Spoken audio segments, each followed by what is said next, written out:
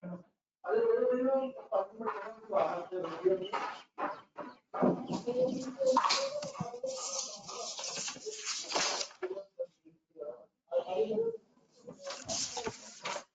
very good morning to all. Gaurav sir, am I audible? Yes, sir. Good morning, sir. You are audible, sir. Okay. So very good morning to all.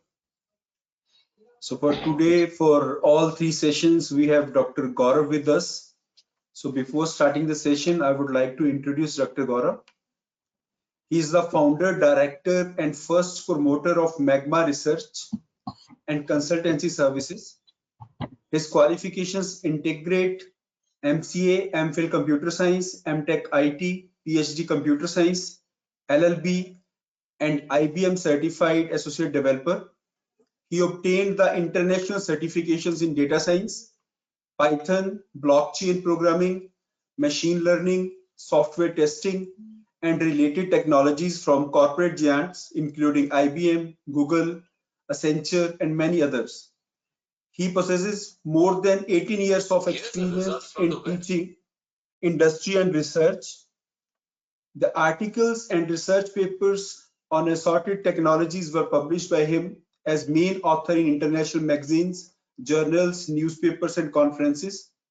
He is associated with number of international periodicals as editor, reviewer, and member of advisory panel. He delivers the practical hands-on sessions on recent technologies in workshops, faculty development programs, STCs, and technical events as a resource person in various states of India. Now I request Dr. Gaurav to please start the session. Over to you, sir. Yes, sir. Good morning, sir. Morning, Good morning to all. Good morning to all the participants. Is it audible as well as visible to all of you? Please confirm once so that we can start this. Yes, sir. It's audible and very much visible. Okay. So we are starting this session, and in today's session, we will cover different perspectives of web-based applications on cloud platforms, not specifically web-based applications, traditional web applications. We will cover multiple aspects, multiple implementations. Even for research and development, by which way we can integrate cloud-based tools. So initially we will cover all these things in general, in conceptual point of view. Not so much time I will take, only 10 to 15 minutes I will take, just to clear your base in cloud-based platforms, what we can do on cloud platforms, and after that we will directly come to the implementation part. So most of the implementations, most of the coverage will be in practical hands-on. For implementation scenarios, we will use Amazon Cloud, that is Amazon Web Services. We will discuss which type of applications we can deploy on Amazon Cloud. Along with Amazon platform, we will see how to use Node.js platform, cloud-based Node.js platform, for deployment of research-based applications, research-based web applications. As you might have heard about a specific domain that is known as sentiment mining, that is known as emotions mining, social media mining. we will see this perspective, how to develop very effective cloud-based web applications with integration of social media mining, how to extract real-time data from social media for research applications, how to store that particular data in a database for predictions, for machine learning, for natural language processing. So multiple things we will see. So we will start from very scratch level, very basic level, how to deploy web-based applications, traditional web-based applications, and after that we will see how to integrate high performance machine learning based applications on cloud.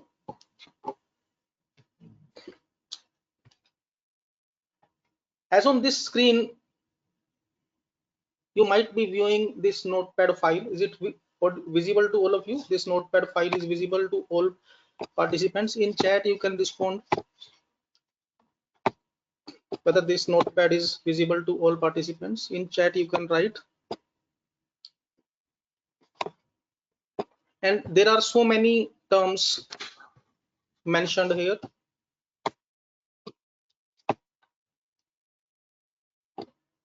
Is it visible to all participants, this notepad file? You can respond in chat only, so that I come to know that you are getting all the things clearly.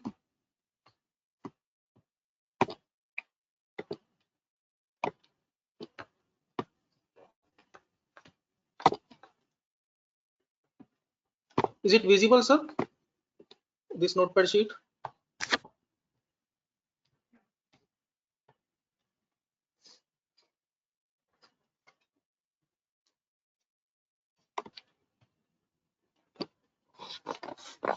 Is it audible as well as visible to all participants? Please confirm. And if we are confirming something, you can please respond in chat.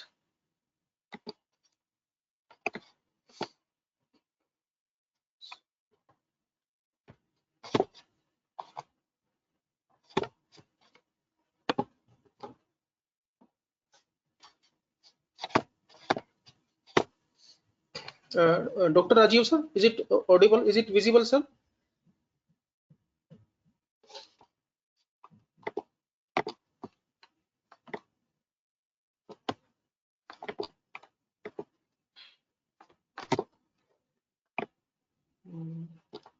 Sir, is it visible? Please confirm once. This notepad file.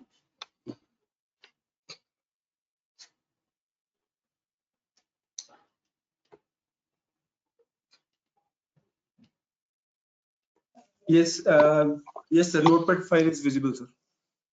Okay. And sir, whether participants are able to respond in chat or not, please confirm.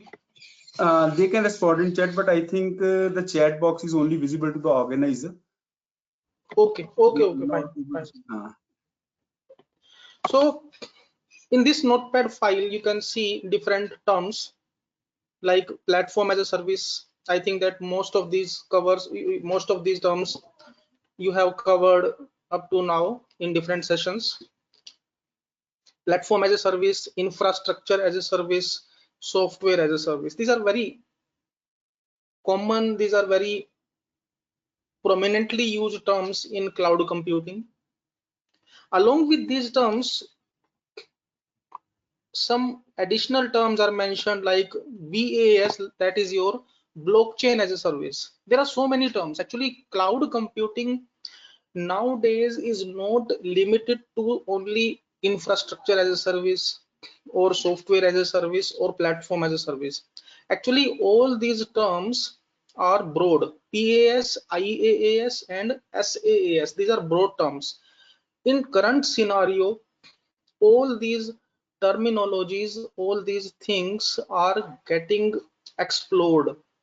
So in current scenario, we are working in blockchain technology. So blockchain as a service, if we are able to deploy web-based applications on cloud platform. In that case, it becomes BaaS, blockchain as a service, machine learning as a service, testing as a service, person as a service, IoT as a service, FaaS, that is fog as a service. So many things are associated.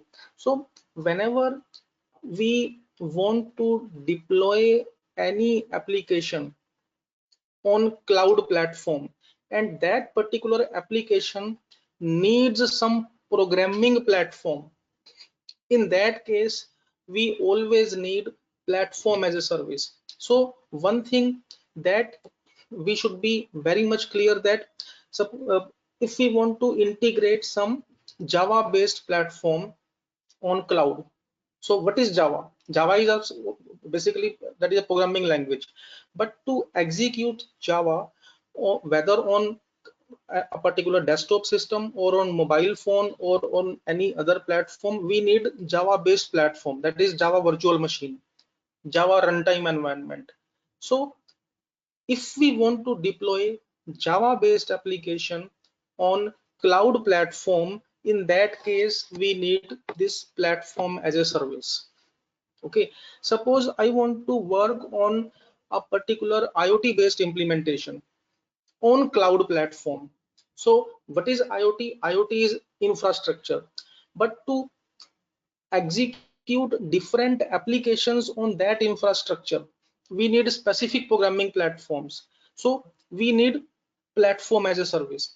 So platform as a service or PaaS is required in almost every web-based application.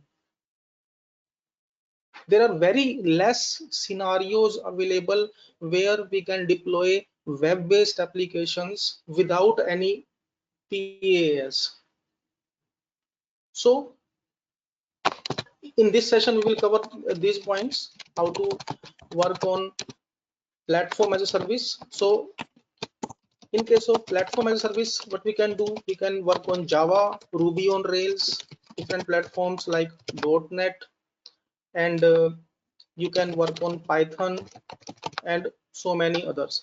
So if we want to work on some blockchain based application, and that blockchain based application is required to be implemented on cloud platform on web based scenario, so we need PaaS. Okay, now the thing comes, how to integrate, how to deploy these programming platforms, these programming scenarios on different applications on different clouds.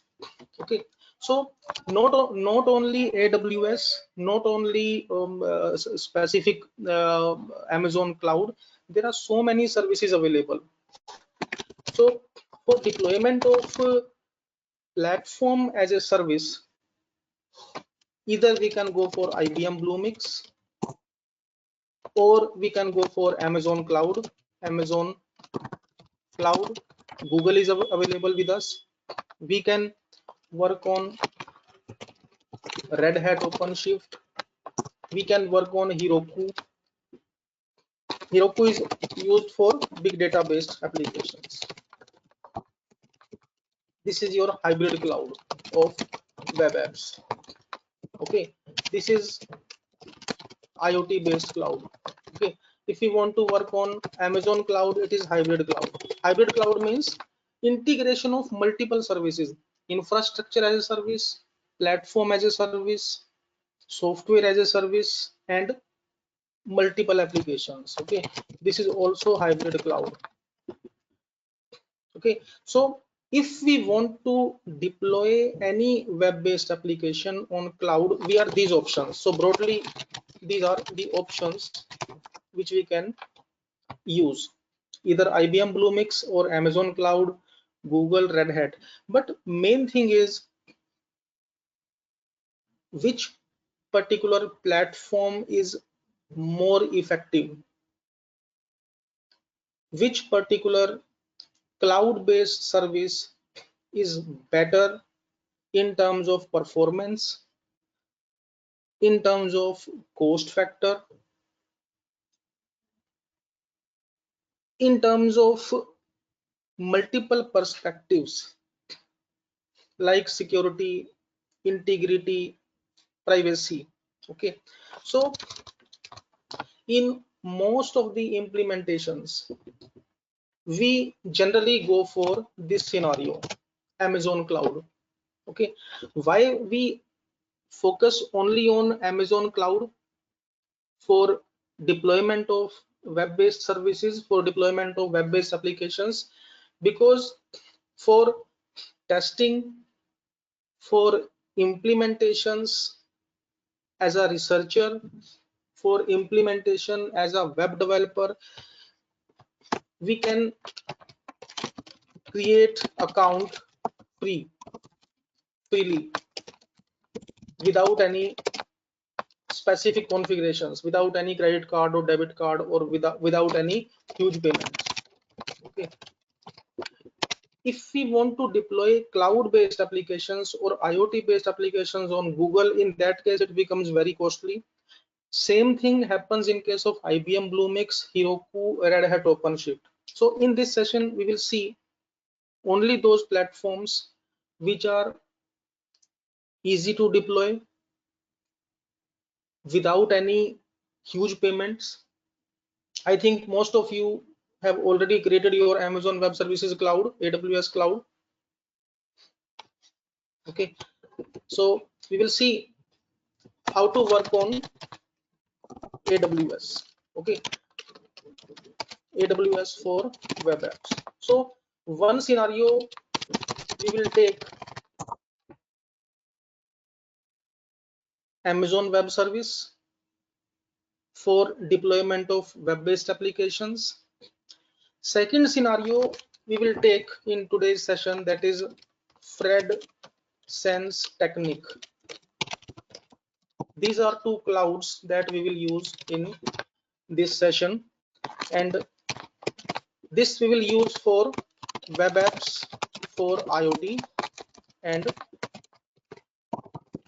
web apps for hybrid applications, for hybrid deployments. So what is meaning of hybrid deployments? If we want to develop a particular web-based application in, suppose, PHP or Python or JSP or Ruby on Rails, in that case we go for AWS based cloud service. If we are doing research, if we are doing a particular implementation in IoT, in fog computing, in edge computing, in that case AWS will not work out.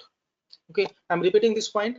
If we want to develop traditional web-based applications, if we want to deploy traditional web-based applications, what is meaning of traditional web-based applications? Any web service. Okay, any web service, traditional web service.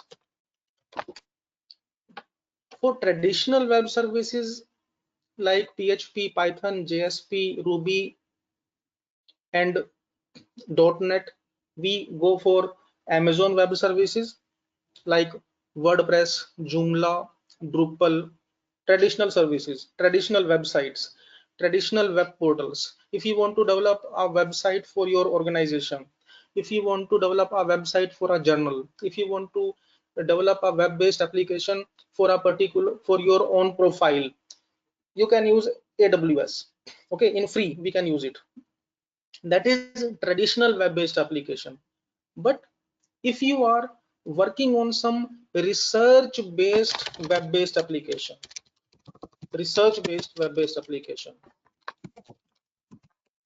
okay, in research-based web-based applications for IoT, for edge, for fog computing, we adopt specific platforms, high performance platforms like Fred Sense Technique. Suppose I want to create a particular web-based application for toll plaza, for FASTag implementation. In that case, AWS will not work. We will go for Fred Sense Technique, so that we can integrate wireless networking in that. So integration of wireless networks, integration of fog based networks, integration of underwater sensor networks. For this type of high performance applications, we go for Fred sense technique. Okay, so which are different examples like natural language processing. If you want to work on IoT based applications, natural language processing, social media mining, social mining, okay, emotions mining, for these applications we use separate platform. So depending upon the availability of time, we will cover these two platforms now. One for traditional websites, for classical web-based applications, we will use Amazon Web Services. For high performance research-based applications, we will use Fred Sense technique. So these two platforms we will use. Now we are starting with this platform. That is your Amazon Web Services for web-based applications. If we want to deploy, if we want to create web-based applications on Amazon cloud, there is a specific segment in AWS with the name Elastic Beanstalk. This is the main segment. Okay, so what is Elastic Beanstalk? Elastic Beanstalk is a specialized segment, is a specialized service in AWS for deployment of web-based applications. Okay, and any type of web-based application we can deploy using Elastic Beanstalk in AWS. Okay, so if I want to develop a web-based application in PHP, I will use Elastic Beanstalk. If I want to develop a particular application using JavaScript or Java server pages or Ruby on Rails or .NET, in that case, we will take services of this particular segment, Elastic Beanstalk, that is inherent part of Amazon Web Services. Okay, now I'm starting this implementation part. I'm showing you how to work on Elastic Beanstalk. So what is Elastic Beanstalk? It is basically a specialized module or service in AWS for creation and deployment of web apps using Amazon cloud. Okay, so you can see here, simply we move to this URL aws.amazon.com/elastic beanstalk. Okay, so you can directly search for Elastic Beanstalk. Okay, and here I'm putting my credentials.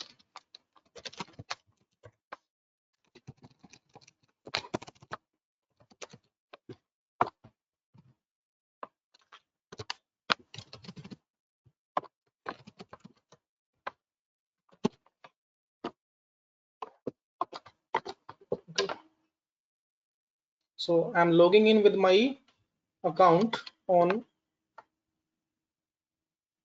AWS. Okay, now you can see this. This is the platform of Elastic Beanstalk. Okay, so this is available by default with each and every Amazon account. So whether you are whether you have used Kubernetes or Docker or any other service on Amazon, so it is available by default. Okay, now you can see what you can do using Elastic Beanstalk. So you can see here, So any type of web-based application, Java, .NET, PHP, Node.js, Python, Ruby, Go, Docker, and multiple servers are available. So there is no need to install, there is no need to configure any server. All servers, all web servers are already available. If you want to work on Apache web server, it is available. If you want to work on Nginx, it is also available. Nginx is used for load balancing, for load distribution. Okay, suppose your particular, suppose you are having a particular website. Okay, on that website instantly huge traffic is coming, and you want to distribute that particular load. We want to distribute a particular traffic. In that case, we use Nginx server for load balancing for high performance applications. Which high performance applications? Similar to IRCTC. In IRCTC, every day more than 25 lakh tickets are booked. Not in current scenario, okay, because nowadays train bookings are not going on very frequently. But before March 2020, if you will see the statistics of IRCTC, every day more than 25 lakh tickets. So you can see how much load IRCTC was handling. And after its previous after coming to its previous state, again IRCTC will handle this much traffic. Okay, if we discuss about other high performance applications like Make My Trip, that is also having huge traffic. Oyo Rooms, that is also having huge traffic. Yatra.com. So tourism based websites, Make My Trip, Yatra, Oyo, all these platforms, okay, they are having millions of users. So to distribute the traffic of millions of users, we need this type of server, Nginx. So it is already available in Elastic Beanstalk. If you want to work on a server for Ruby on Rails, in case of Ruby on Rails, we work on passenger server. So passenger server is also available. IIS for .NET. If you want to work on Tomcat server, Tomcat application server, if you want to work on JBoss application server for Java based applications, these things are available. So each and every platform, each and everything is available in Elastic Beanstalk. So if we discuss what is actually Elastic Beanstalk, so Elastic Beanstalk is platform as a service. I'm repeating this point.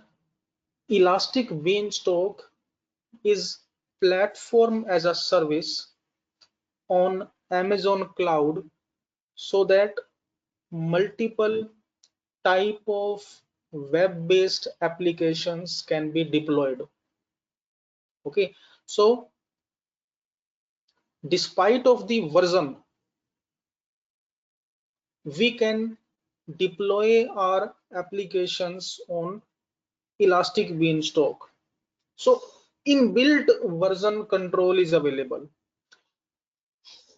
Inbuilt CI/CD is available.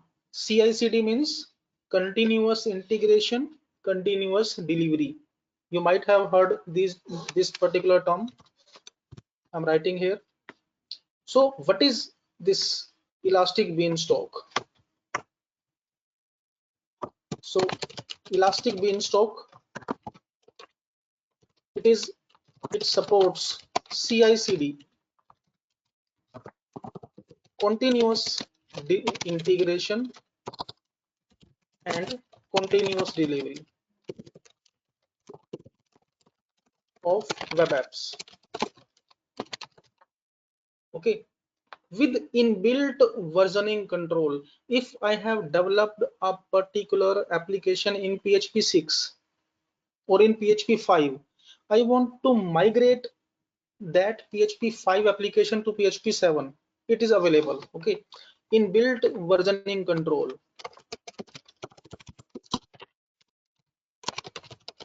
Inbuilt versioning control.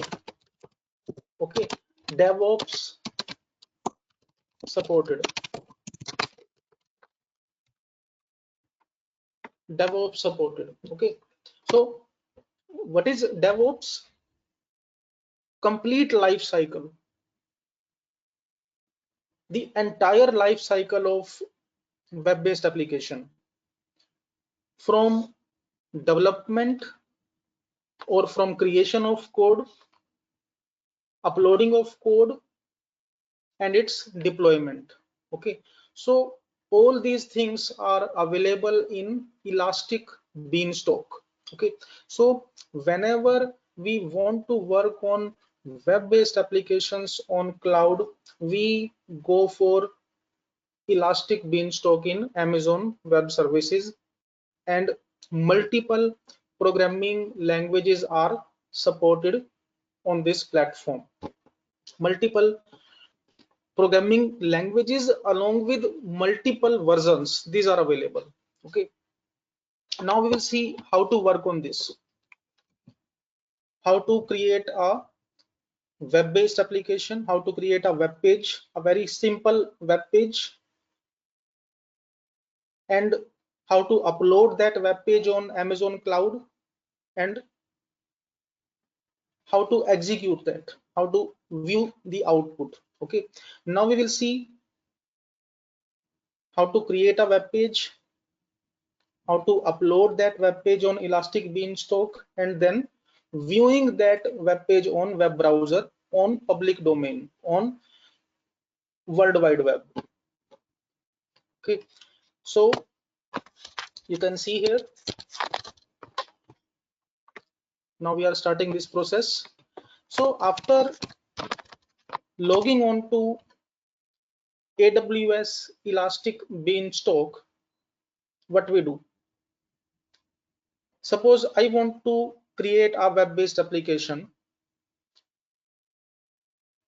in PHP.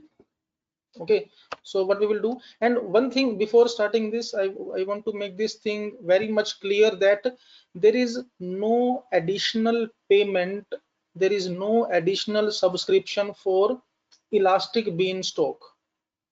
You might have seen that whenever we start some instances in Amazon, whenever we start some instances in AWS, then automatically billing takes place, automatically amount is billed, okay, from your account. Automatically you are sent some messages that you have used this particular service for 5 hours, you have used this particular service for 10 hours, and this much is the amount. AWS Elastic Beanstalk is that segment which is fully free. Okay, so there is no need to get panic of this fact that we will be billed, that some amount will be taken. Okay, there is no additional payment for Elastic Beanstalk. It is available in free tier. Okay, it is available in free tier of AWS. Okay, so now you can see here, after coming to Elastic Beanstalk, we click here, create application, and look, now you can see that it is asking multiple attributes. It is giving us this thing. So what is the application name? Any application name I can give, suppose my app. Okay, my app 1. This, the any application name you can specify as per your convenience.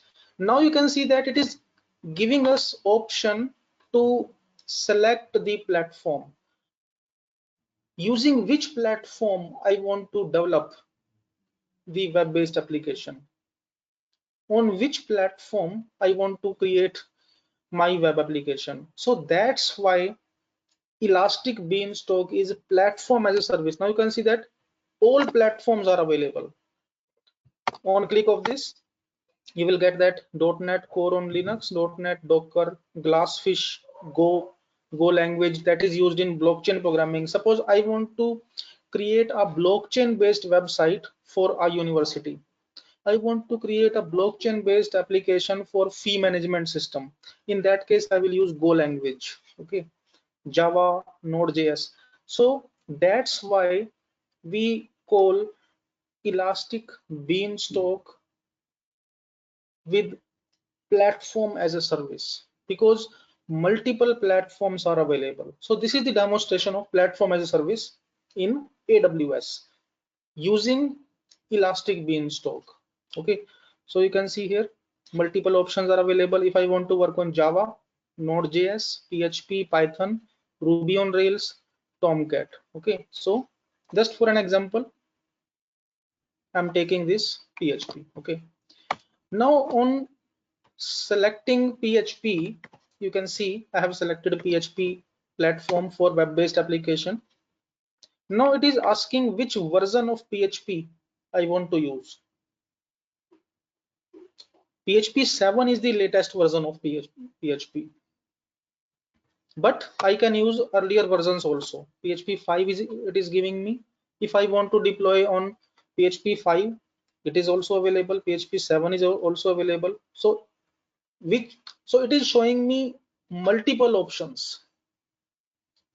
It is showing me multiple segments, deprecated as well as latest version.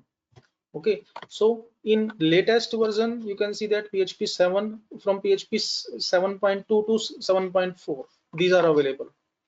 In deprecated versions, PHP 5 is available, PHP 5. So compiler or interpreters for all versions are available. Okay, if I want to work on Java, so it will give me Java 7, Java 8. Okay, if I want to work on Python, it will give me Python 3, Python 2. So multiple options are available, and all these interpreters, all these compilers are available in Elastic Beanstalk. Okay, so what is Elastic Beanstalk?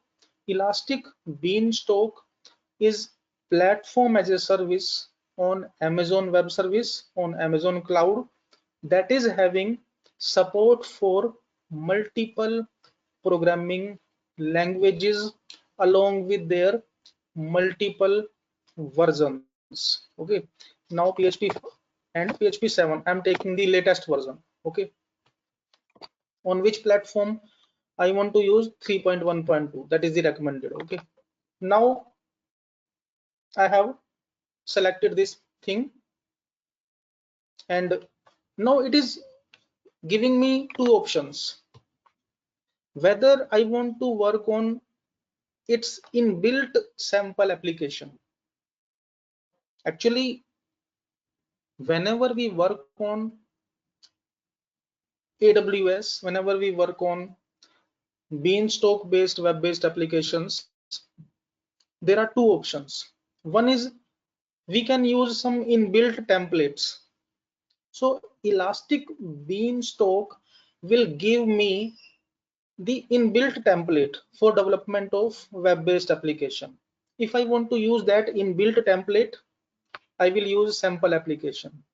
If I don't want to use any inbuilt template, in that case, I will click here, upload your code. Okay, upload your code. So I'm repeating this point. If we want to work on template-based programming, if I want to take some pre-built template, some inbuilt template of web application in Elastic Beanstalk, in that case, we will use sample application. If my application is ready, suppose I want to develop a website, I want to deploy a website for any engineering college, okay, and I want to deploy it on Amazon Cloud. So what I will do, first of all, I will do its coding. I will create its complete code, and that complete code I will put it in a folder. Okay, in that case, I will go to upload your code, and I will upload a zip file. I will upload the complete folder. Okay, but if I don't want to upload a complete folder, in that case sample application. Okay, so in upload your code, you can see that it is giving me option to upload the file. So what I will do here, in this particular case, I will simply select that zip folder that is having the complete website of organization, and automatically it will be deployed. It will be available on Amazon cloud. Okay, otherwise I will have to take some template. Okay, so I will cover both options. So first of all, template application and create application. Okay, so first of all, what I have done, simply give any application name, platform, what is the which platform I want to use, PHP 7, and sample application, create application. Okay, on click of create application, you will see that this process will start to create the web application, and you can see that you can see on this screen it is giving this particular scenario that this web application is getting started. Okay, so in this scenario, what I have done, I have taken this sample application. Okay, sample application means some particular template. I'm taking a particular template, inbuilt template for testing of web-based application, and after checking that output, after checking that template, I will upload my own code. I will overwrite that particular code. Okay, now you can see that it is, so it may take few minutes. Okay, and the web application will be ready very soon, and we will be able to view it. Okay, you can see here. So now what it is doing, it is creating the environment, it is creating the platform for me. Okay, so whatever platform I have selected, in this scenario I have selected PHP based platform. Okay, PHP 7 and platform 3.1. So it is creating that environment, it is creating that particular scenario. Okay, so that I can upload my code. Now you can see that this process is going on, and very soon it will give me the link, it will give me the real-time link. That link we can open in web browser, and even you can also view that particular link.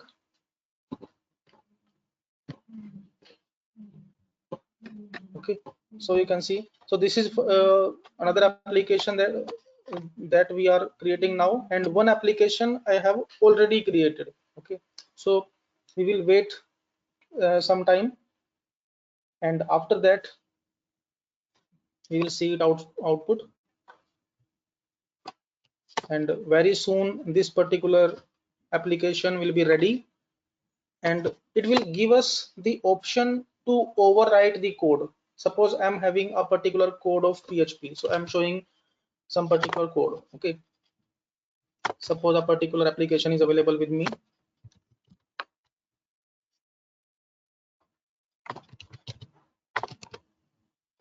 I'm opening some code here.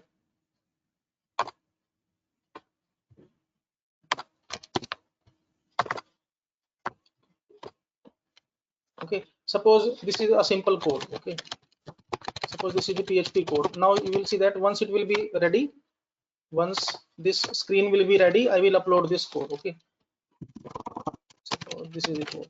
Good morning to all. I'm preparing a web page. This is PHP based code. Okay, elastic beanstalk based web app. Okay, now this is a very simple code, and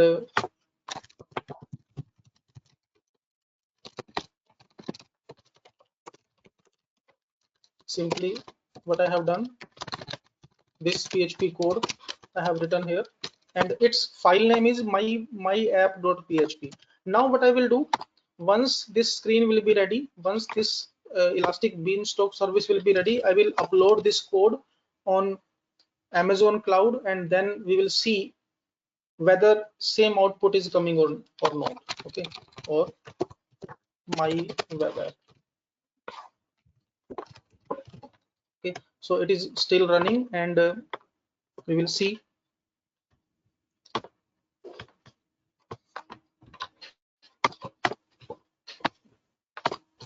Okay, so meanwhile we will see some other things also.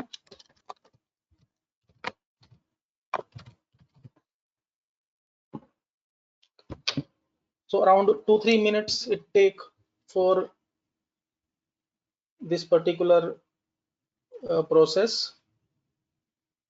So as soon as we create a new application in Amazon cloud in AWS Beanstalk, in 2-3 minutes this platform gets ready, and it will give us the interface to upload our complete application. Okay, now you can see that it is getting ready. Okay, now it is, this particular screen is available with us, and you can see that it has given us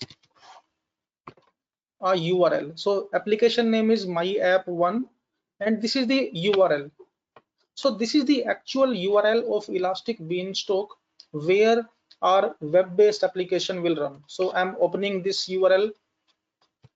Okay, so its health is okay. Health okay means that this particular application is fine and we can work on it. On which platform we are working? PHP 7.4 64-bit Amazon Linux. Okay, now on click of this, a template will be opened. Now you can see that it is showing that your AWS Elastic Beanstalk application is running. So PHP application is running now. Okay, now you can see that this is the template, this is the URL. Okay, this is the actual URL on which our web-based application is running. Now the question comes, where is that particular application? This is a particular template. This is the inbuilt message of AWS. This is the inbuilt template of Elastic Beanstalk. How to upload my own code? So this is my code. Suppose I want to upload this code. I want to deploy this particular application. Suppose currently we are you can see that this is only single page. Okay, suppose I'm having a complete website of university, complete website of any college. Okay, in that case what we will do, we will create a zip file. So first of all we will see this thing. First of all we will see how to upload this code on Amazon cloud on Beanstalk and how to see its output. Now you can see that this myapp.php. Now what I will do here, myapp.php. Now I'm creating a new folder. Okay, this is hello. I'm creating a new folder with the name hello, and inside hello I have pasted this code, myapp.php. So you can see that this is the same code, and now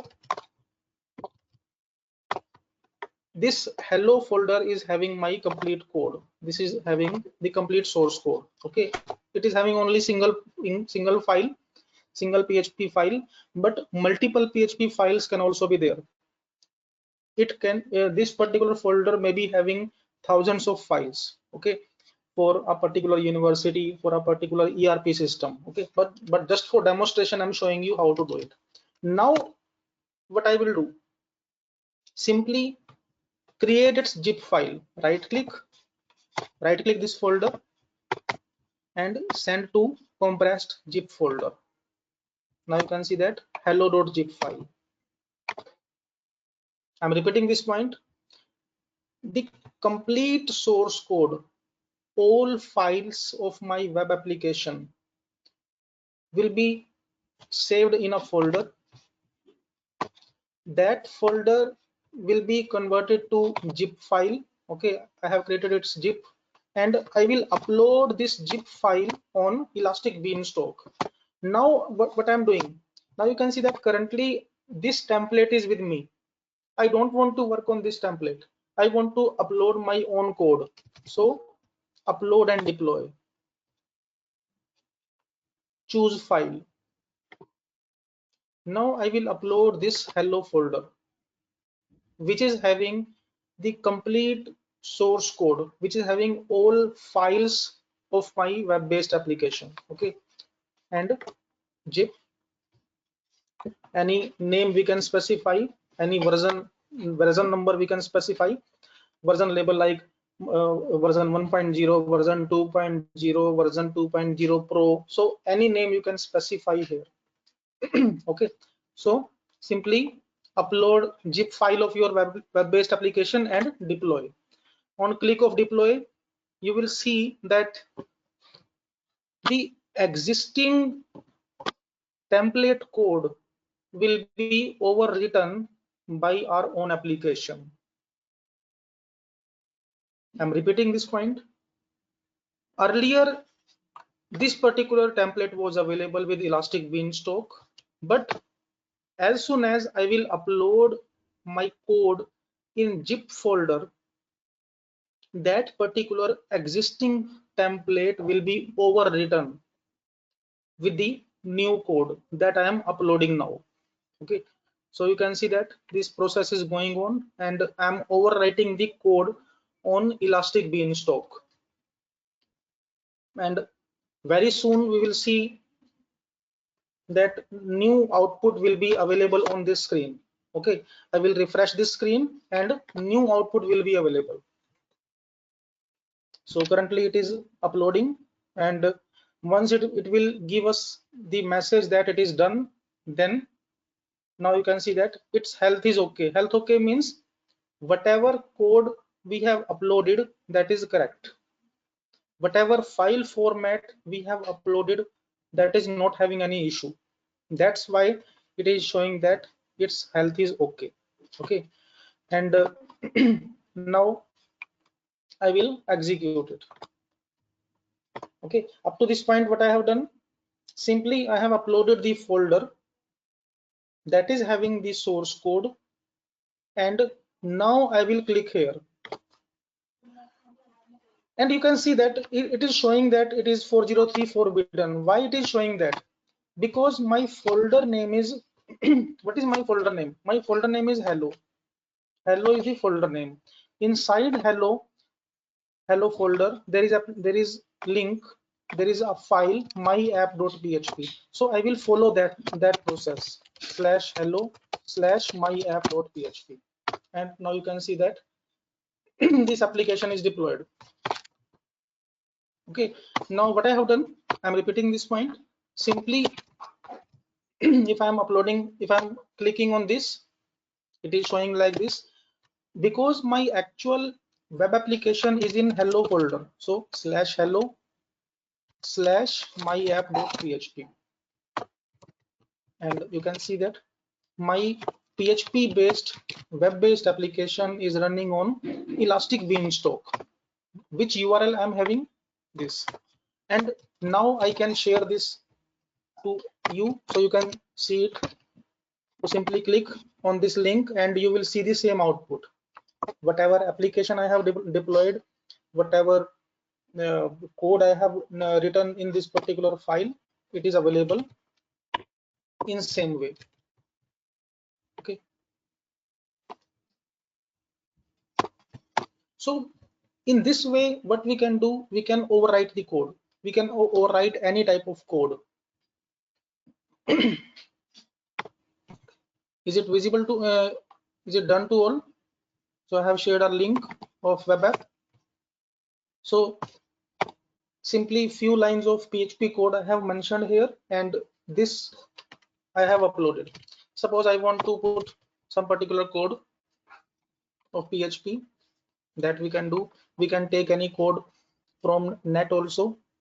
Okay, you can upload complete Joomla folder. You can upload any full-fledged WordPress folder. So instantly your website will be ready. Okay, is this point clear to all of you?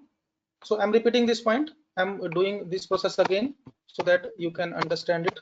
Now I'm creating a new application. Okay, suppose I'm creating a new application. Okay, any application we can take from net. Okay, PHP code, sum of first and numbers. Okay, simply any application you can take from net, and I will show you how to upload it on in Elastic Beanstalk, and then you will see. Just for an example, we'll take it.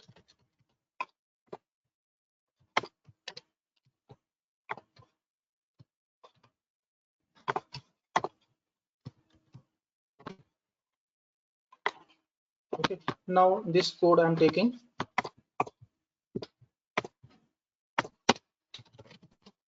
Okay, any code you can take from net and we can check it whether it is giving same output or not. Now you can see here my code.php. Okay, this is the PHP Excuse me, code Gaurav, I'm sir. taking. Yes, sir, please. Sir, actually, Sir. some participants are saying that could you please explain from the opening of the folder? Okay, sir. Okay, fine, sir. Okay. Thank you, sir. Thank you, sir. So I'm repeating this point.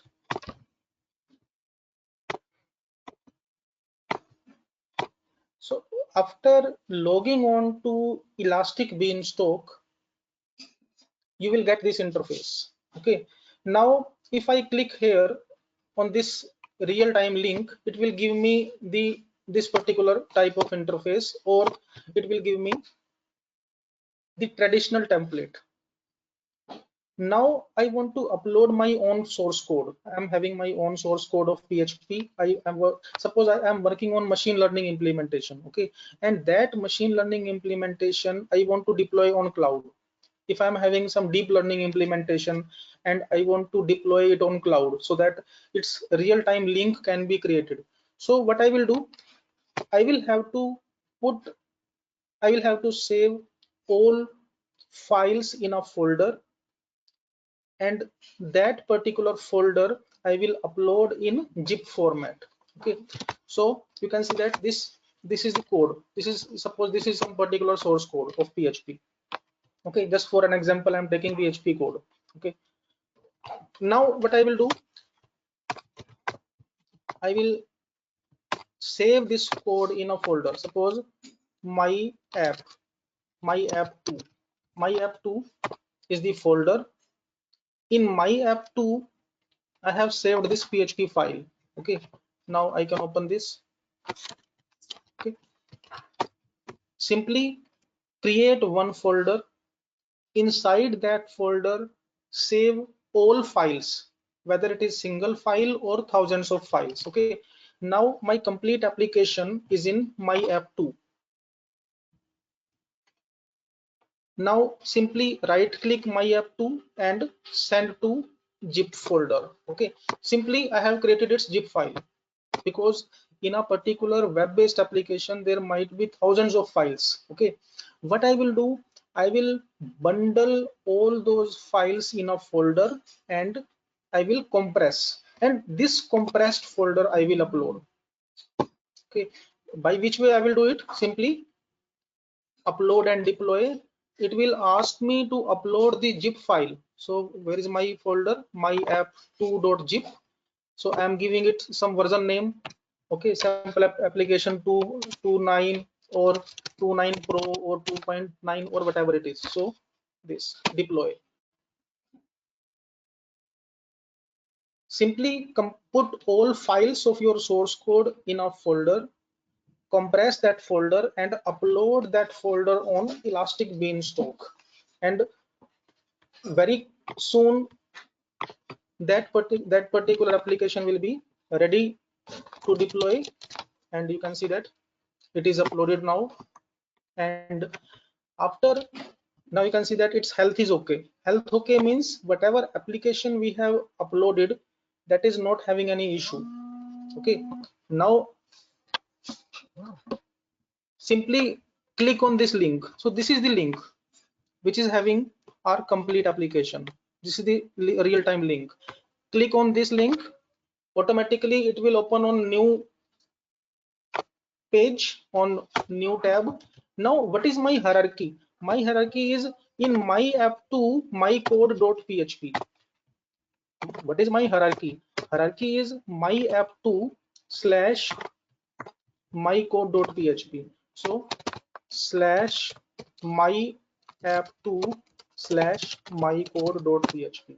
Okay, now you can see that it is giving same output. So that application, that PHP application is running on Elastic Beanstalk. So this code I have taken from net or from whatever source it is. So simply I have uploaded. Okay, now I want to see its power, how much it is powerful. Okay, how much powerful is Elastic Beanstalk? Currently in this code you can see here, it is showing sum of first 20 natural numbers. Okay, now if I want to check sum of first 20,000 natural numbers. Okay, so I want to use this particular code for big database application. Okay, so if I want to process a big data, and well, suppose 2 lakh, I want to take 2 lakh numbers. Okay, 2 lakh. Okay, so I have changed this particular source code, but why I'm running this particular code on Elastic Beanstalk? Because if I run this type of code on my local server, like like sum of first n natural numbers. Okay, okay, and value of n is 1000, in that case it will run on my computer. If I want to run sum of first n number on my computer and value of n is 1 lakh, in that case it may run. But if I take 1 trillion, 1 billion, in that case my system may hang, my server may hang. But cloud application do not hang, cloud server do not hang, that because that is having high performance processors, that is having high performance modules. So we will see in how much time it will calculate this thing. So I have modified this code and I will again upload this code. So I'm checking this. This is the same code and it is in my app 2. So I'm changing its name. Suppose its name is my app 3 and right click, send to compressed. Now my folder is my app 3. Okay, and upload and deploy. Now I will upload this file my app3.zip and this. Now I am overwriting the code in each and every phase. I am overwriting the source code on cloud with its new version so that I can check its new output, I can view its new output. Okay, so any type of web-based application, whether it is traditional web-based application or it is computation based or it is machine learning based or it is NLP based application, that can be deployed. So you can see here now its health is okay. Now as you, if you remember, my code was in my app 3 and file is same.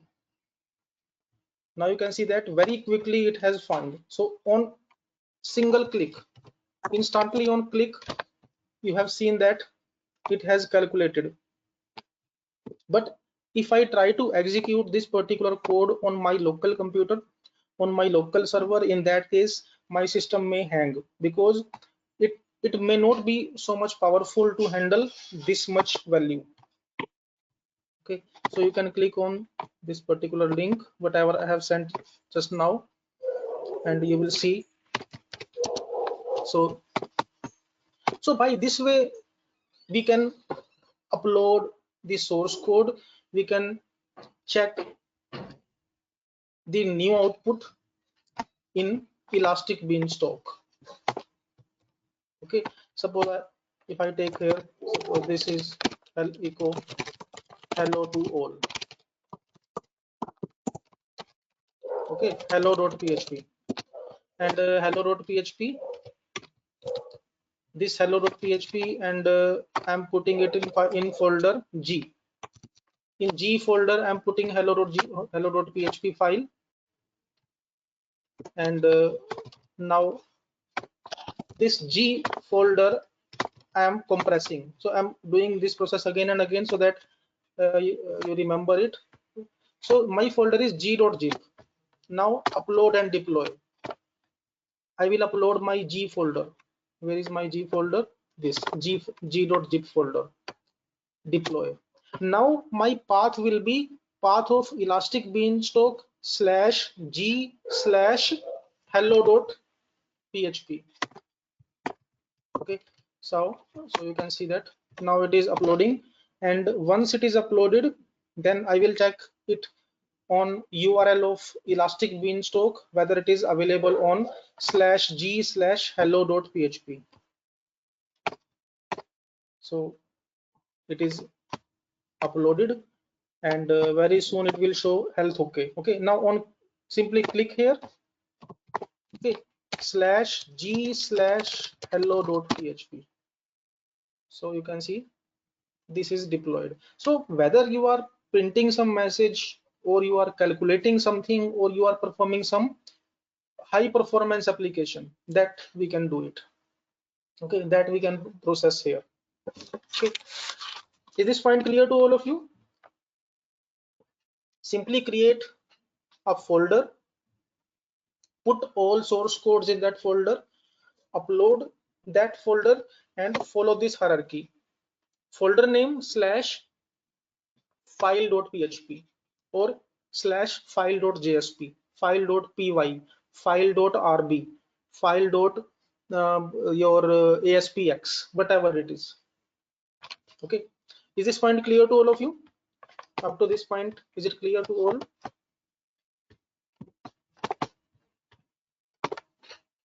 Up to this point, any query? How to upload our source code on Elastic Beanstalk, and then how to view its output? Is this clear to all of you? So that I can move ahead with another high performance application. And in this application that I will cover now, it is a realistic application. It is a realistic research based application. Suppose you want to deploy a web based application for social media mining. We will see this, how to deploy a web based application on cloud for Twitter mining. We will see this process now. But please confirm first of all, is this clear to all of you? Whatever we have covered just now, up to now. Yes, sir. There is just one point. All the participants are saying that it's okay, it's clear. One Okay, sir. participant has written that could you please show the code again? Okay, sir. This is this. These are different folders. I will share all these folders to you. So this is the code, and you can see here this my app. So code. There is nothing special in the code. So any type of source code you can take. Any source code from internet you can take, and that you can upload. Okay, I will share all these source code at end of this session so that you can practice on your systems. Okay, participants can practice with the same codes that I am working now. Okay, at end of this session I will share. Up to now, is it clear to all of you? As far as code is concerned, there is nothing special. Simply take any PHP code, any JSP code, any Python code, and you can upload it, and that particular output will be available on URL. Okay, if it is clear, then I will move ahead. Please confirm once. Is this clear to all? One participant, Nina, is saying that could you please explain last step? Okay, so simply now I'm repeating this point. I'm again doing some, I'm uploading some code. Okay, suppose this is my code. I'm writing some PHP code. Okay, echo hello to all. Okay, simply only this thing. Okay, this is my PHP. This is g.php file. Okay, this is g.php file, and this g.php file I am placing in a folder like A. Now A is the folder. Inside A, g.php is the file. Okay, now I will compress this A, compress. Now my folder becomes a.zip. Upload and deploy. Now I will upload a.zip file. This is my a.zip file and deploy. Now by which way I will execute my application? I will execute my application with URL /a/g.php, because g.php is residing in a folder. Okay, so this is the URL, and this URL /a folder name /file name. So I will use it. Once its health is okay, then I will execute this. Now its health is okay. Now click here. Okay, on click of this, my folder is G. Inside G, my folder is A, and inside A, g.php is the file. So same hierarchy that we follow in our computers. Now you can see that. So whatever we have written in the source code, whatever we have mentioned in the source code, whether it is a scientific application or it is any type of application that we are executing here. Okay, is this point clear to all of you? Up to now, is it clear to all? Yes, sir. Yes, sir, it is okay.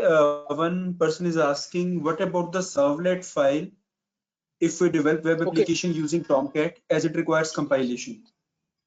Yes, actually in that case we have to upload that complete folder, and we have to configure that particular Tomcat application. Okay, so for each and every programming platform we have to put some configurations. I will share all these documentations at end of this session.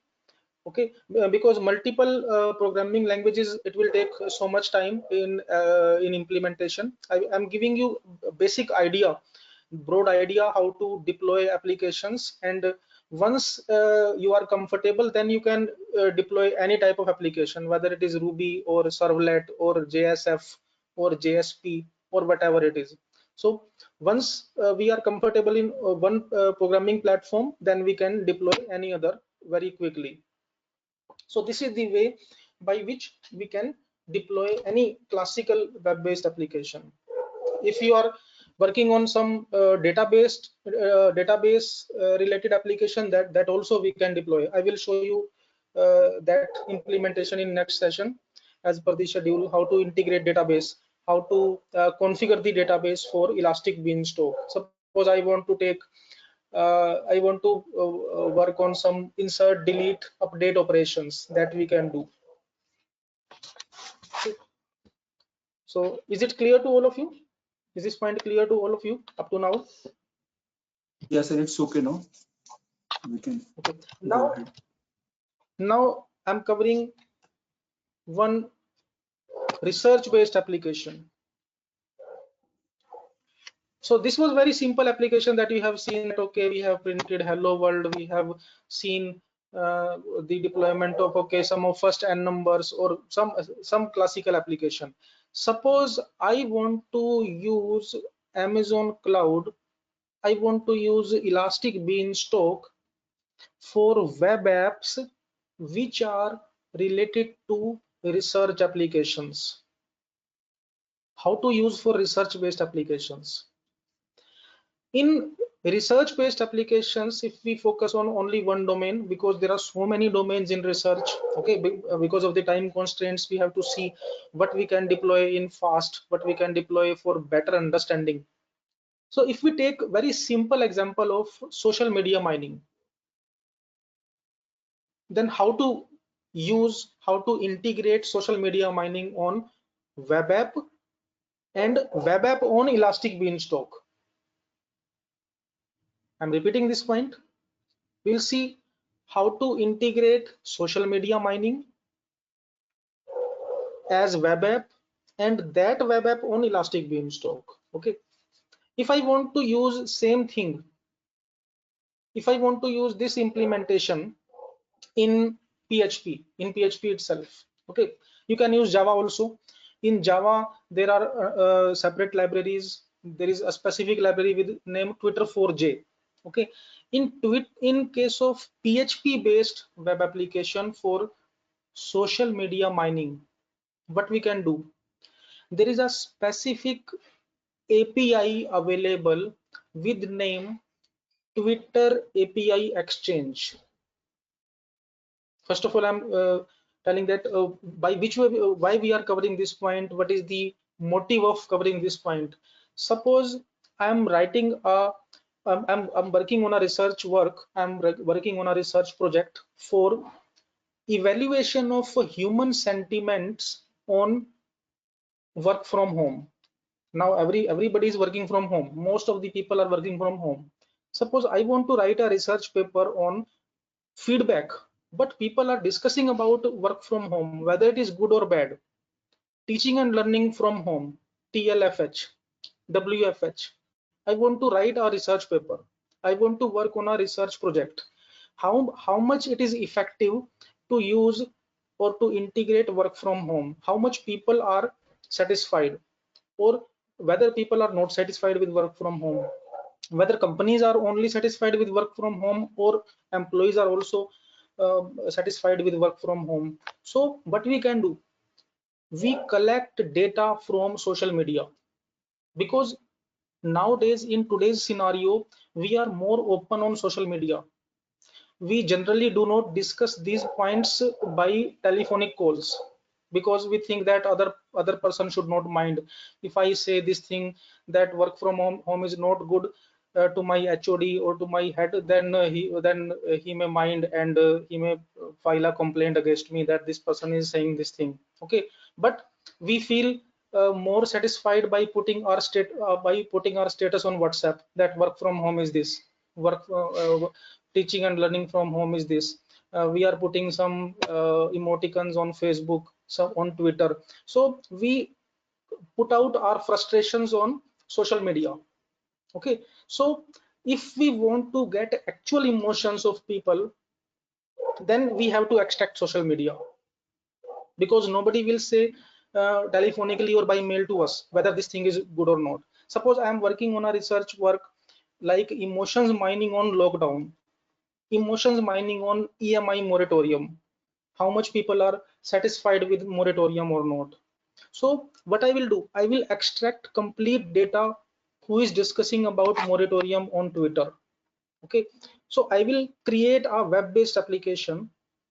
I will create a web app that will extract complete data about lockdown or moratorium or work from home, and then we implement NLP, that what is the emotion, what people want to say, whether they are happy or not, and then we perform text mining, social media mining, natural language processing, and then we present our output that 60% people are not satisfied with EMI moratorium, 70% businessmen are not satisfied with lockdown, 30% people are not happy with work from home. So we can develop such type of web-based applications. And if I want to develop this type of application in PHP, then there is a specific library with name Twitter API Exchange. Okay, if I want to develop this type of web app in Java, in that case I will use Twitter4j. There are so many platforms for each and every service, for each and every programming platform. There is a separate API available. Okay, now how to do it? First of all, to work with this type of application, we have to take some tokens. So I will use now I will show you how to integrate Twitter with web app on Elastic Beanstalk, so that it gives some touch of research also. It gives some touch of realistic application. Okay, if we want to fetch some real-time data from social media, if we want to fetch some data from e-commerce based platform. In that case, we need some tokens. We have to use specific tokens. Okay, to fetch data from Twitter social media, we have to use this library, this particular URL, that is developer.twitter.com. Okay, so you can see that developer.twitter.com, and same account you will use. So whatever Twitter account you are using, that same account you will use. And after that particular after taking that particular sign in implementation, after logging on to your Twitter application, you will get these tokens. Okay, so you can see that these are tokens. So to, if I want to fetch some real-time data from Twitter or from Facebook or from WhatsApp, we need their security tokens. If we want to integrate, if we want to download, if we want to fetch some Twitter data, in that case we need tokens from apps.twitter.com. Okay, so you can see that these tokens are available. Okay, if you are new to Twitter developer account, in that case it will take at least 24 hours and you will get it. Okay, further process I will cover in next session, because now is the time to break, and in next session I will cover this thing with the database integration. Okay, sir. Thank you. Thanks, Dr. Gaurav, for sharing valuable information regarding deploying web applications on cloud. Thanks a lot. So participants, if you have any query, you can unmute yourself and can ask.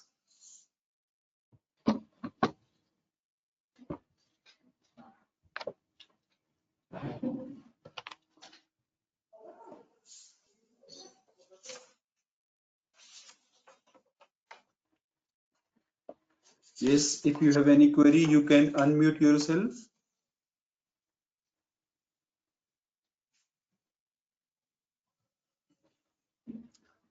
Yes, sir, there is one query in chat box.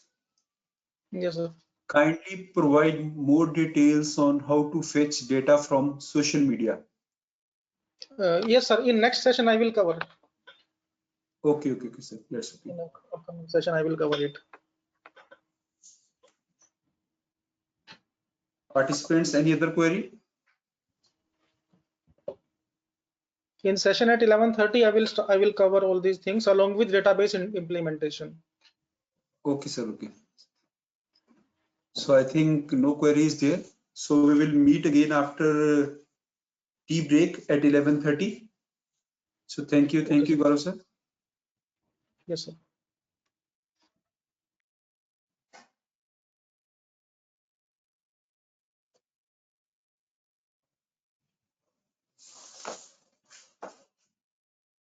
So welcome back. In this session, Dr. Gaurav will discuss about how to use databases on AWS cloud. But before starting the session, sir, one participant posted a query in the chat box. I'm going to read it. Is it possible to fetch different parameters from cloud like traffic on cloud, congestion, bandwidth, computational capacity, etc.? Yes, sir. We can extract all these parameters. Actually, whenever we execute some implementation on Amazon, it gives us these complete details on its console. Its configuration panel, I will show you in this particular thing. Along with this platform, we can simulate all these things in Cloud Sim also. Okay, so we have to read the log files of Amazon, and we can extract all these parameters. Okay, sir. Okay. Okay, sir. Over to you, sir. Now you can start the session. Okay.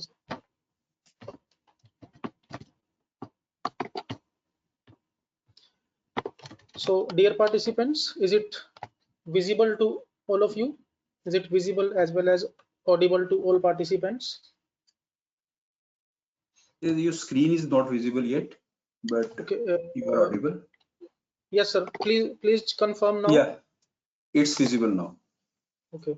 So we were discussing about web-based applications in Amazon Cloud. Now we will cover the implementation part of database applications, how to integrate database engine in cloud applications. Because whenever we work on some real world scenarios, some real world applications, database is one of the mandatory part. So whatever execution going on in the implementation that is required to be stored, different values are required to be stored so that later on we can fetch, we can analyze. So we will see how to attach database engine in web applications. And for this implementation, we will again make use of Elastic Beanstalk, that is platform as a service. As you can see, this is the screen on which we were working till now. We have deployed some very basic applications, how to create a code, compressing that code and uploading on Elastic Beanstalk. So as you can see that in this multiple panels are available, multiple options are available. So you can see different attributes associated with the web application. As you can see that, as just now one participant has asked about how to get the parameters, how to get different attributes. So because whenever we work on some realistic application, whenever we work on some research based implementation, we have to write it in the documentation, which configuration we have used. So you can see that how much RAM we are using, how much memory we are using, what is the capacity. Okay, so different parameters you can see we can enable or disable. So what we can do for research scenarios, we can play with these values. So few parameters are disabled and then we executed our application and we have noted down its execution time, we have noted down how much delay was there, then after enabling these options, then what is the performance, and by this way we are able to get the comparative report that this particular parameter we have used and this is the output. And you can see here we can modify the capacity also, so we can modify these parameters. Okay, instance type, and whether load balancing is to be enabled or not. Suppose we are working on some high performance computation. Okay, so one implementation we can do with single instance, second implementation we can do with load balancing, and then we can note down the reading in Excel sheet. Okay, in Excel file we can note down that particular reading, how much time we are getting in single instance, how much time we are getting in load balancing, and then we can generate its plots so that these can be used in literature, this can be used in results, this can be used in implementation scenarios. Okay, and other parameters are also, so instances edit. So these things we can customize as per our requirement. So this is fully customizable. Okay, and whatever we perform, whatever we execute in elastic beanstalk, each and everything is fully free. Okay, so if you are working on free tier, then there is no issue of any pricing, no issue of any paid subscription. We can directly work with it. So in monitoring, you can see one click of, so I'm working in my app one, so my application is my app one. So these screenshots I can take and I can put in my research paper. I can put it put these screenshots or these outputs in my results. So I think that uh, you might have seen such type of results in different manuscripts, in different research reports. Okay, so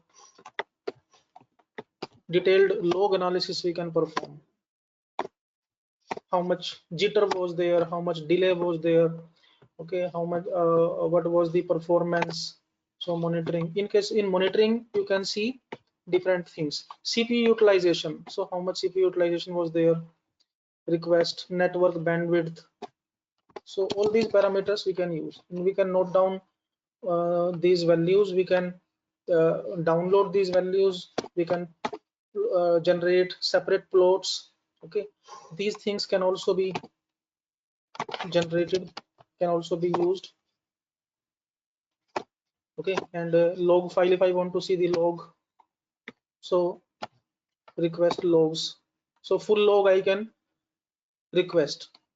So full log means at which particular instance how much memory was consumed, how much bandwidth was consumed, and what was the CPU utilization. So all these things will give me very effective results of my implementation. Suppose I am working on machine learning based implementation. I have uploaded it on Elastic Beanstalk. Then I can evaluate the performance of my algorithm using these log files. Okay, using these monitorings. Okay, suppose one implementation is on support vector machine uploaded on Elastic Beanstalk. Note down its reading. Second implementation of random forest approach, that is uploaded on Elastic Beanstalk. Then its reading is uploaded. Then its reading is taken down. So by this way, I will have realistic results on my research, that an empirical and effective implementation of different machine learning algorithms on cloud. So on cloud, we can write about Elastic Beanstalk, which platform we have used, which configuration we have used, and we can give actual results that random forest approach is taking this much time, support vector machine is taking this much time, and this cloud we have used, these are the statistics. And by this way, it will give us the genuine results, actual results, and genuine comparative analysis. Okay, so in logs and monitoring, you can note down different readings, and these readings can be used for comparative evaluations. Okay, so this is the app. Now we will see how to work on database engines.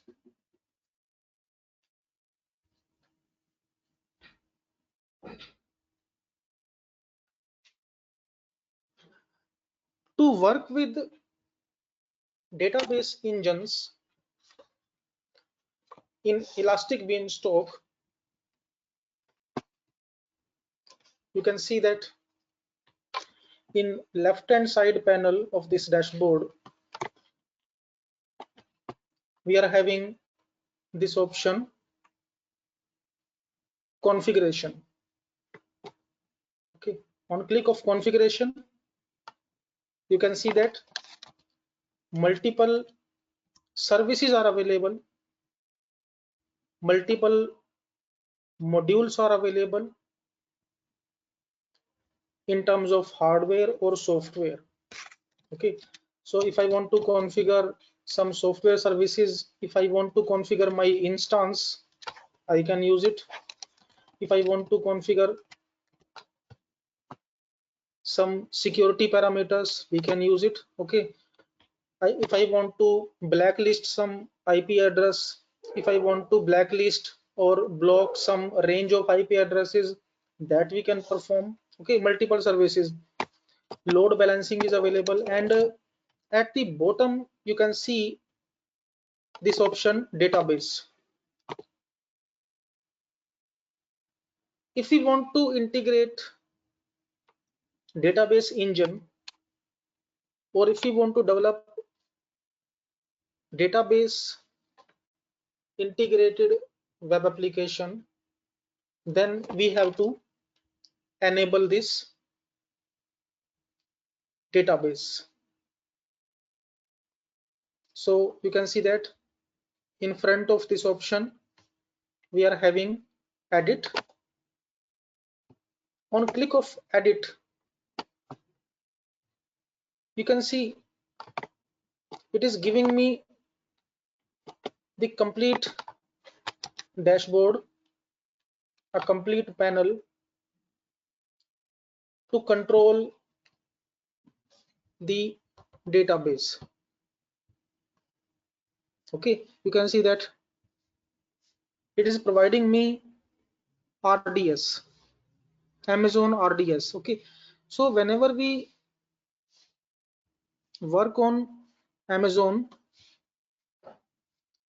with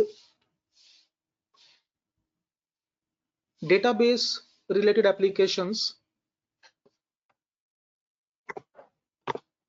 we have to enable this option.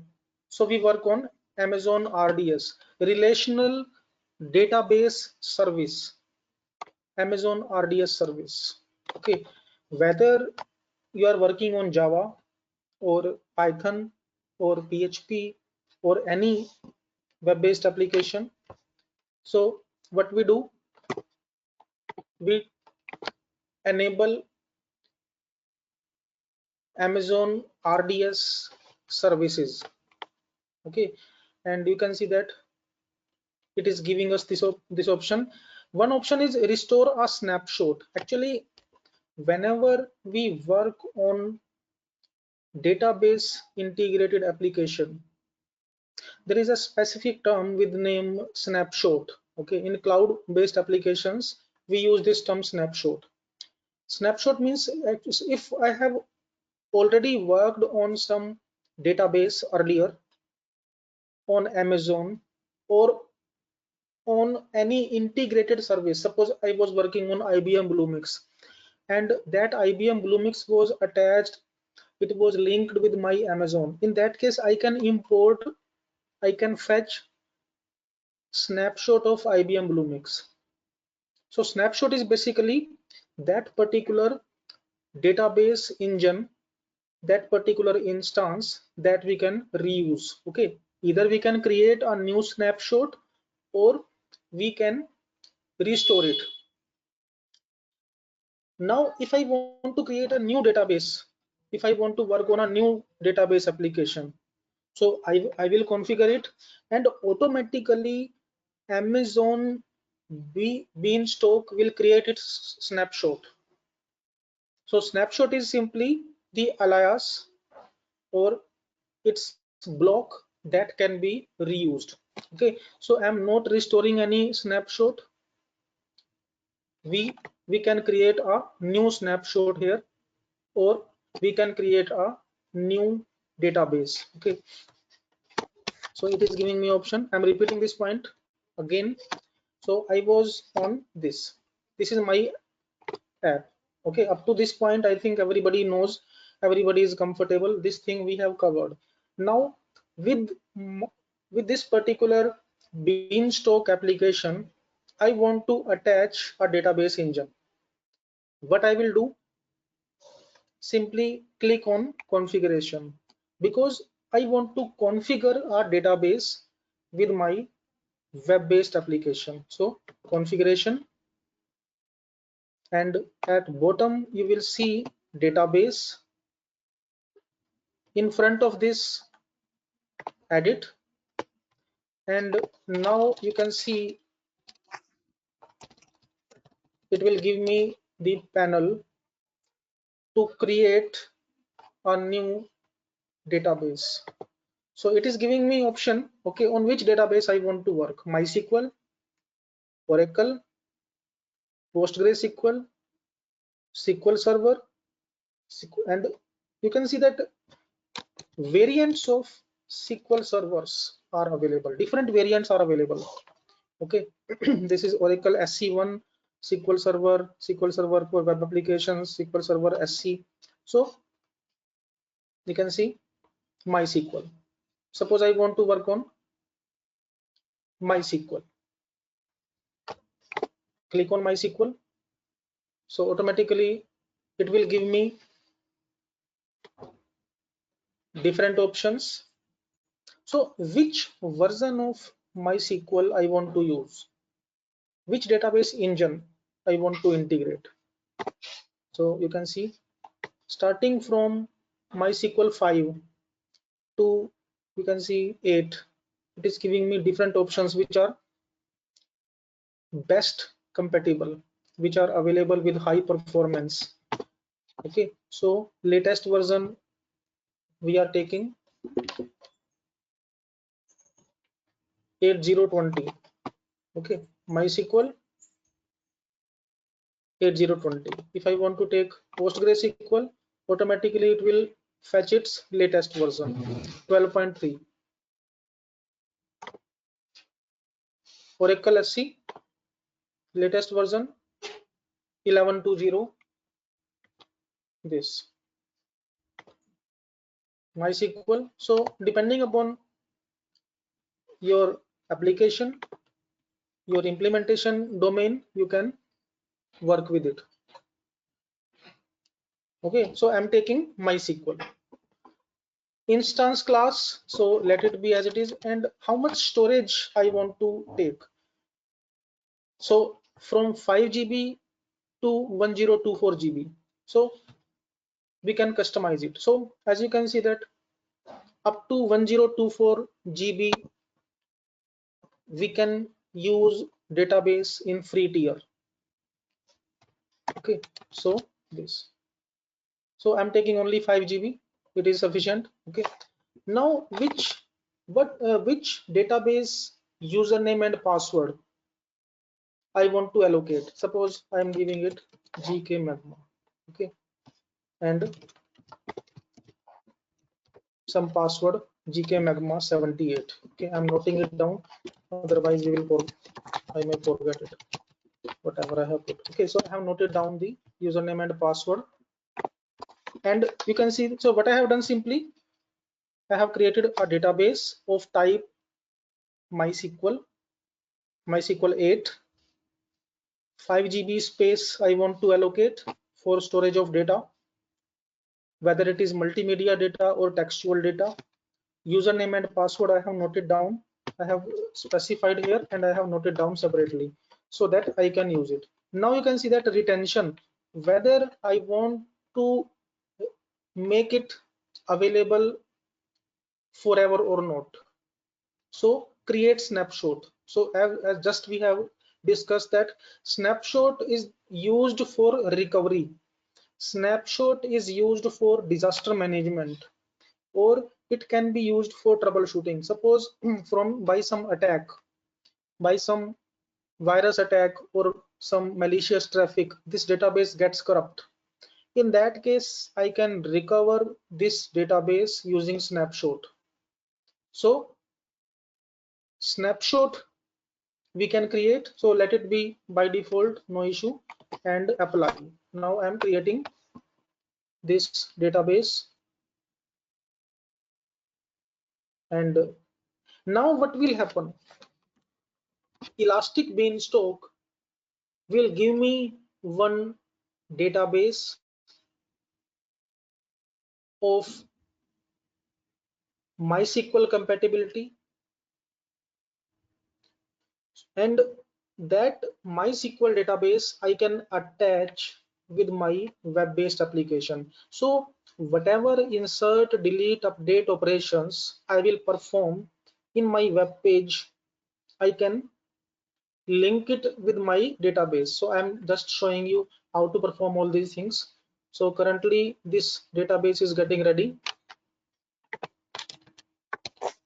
Okay, so you can see that it is showing in console.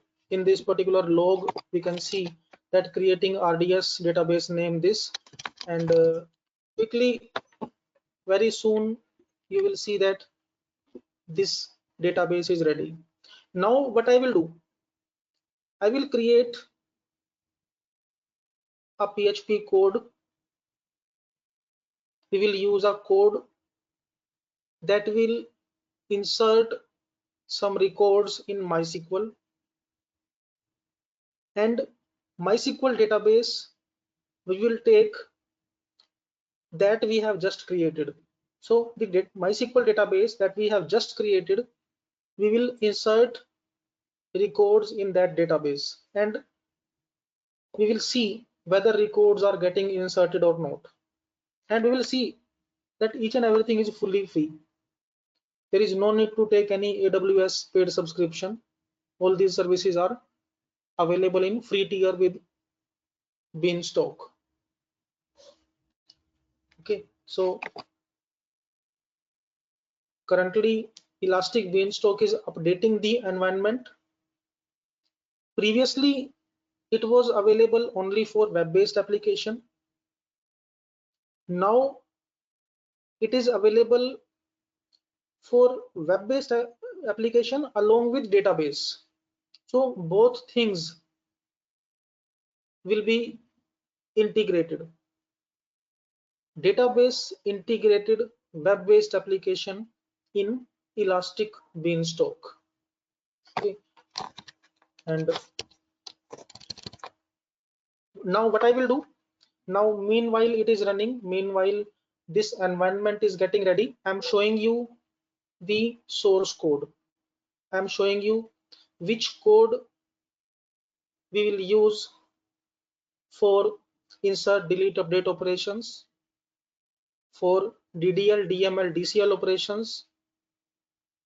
In databases, I think everybody might be aware that is data manipulation language. If you want to create some data definition, if you want to create a table, if you want to create a schema. So obviously, if I want to create a table on Elastic Beanstalk, then I will have to create its schema. Okay, so first of all, now I will show you which particular code I will upload here, and using that code we will perform the operations. So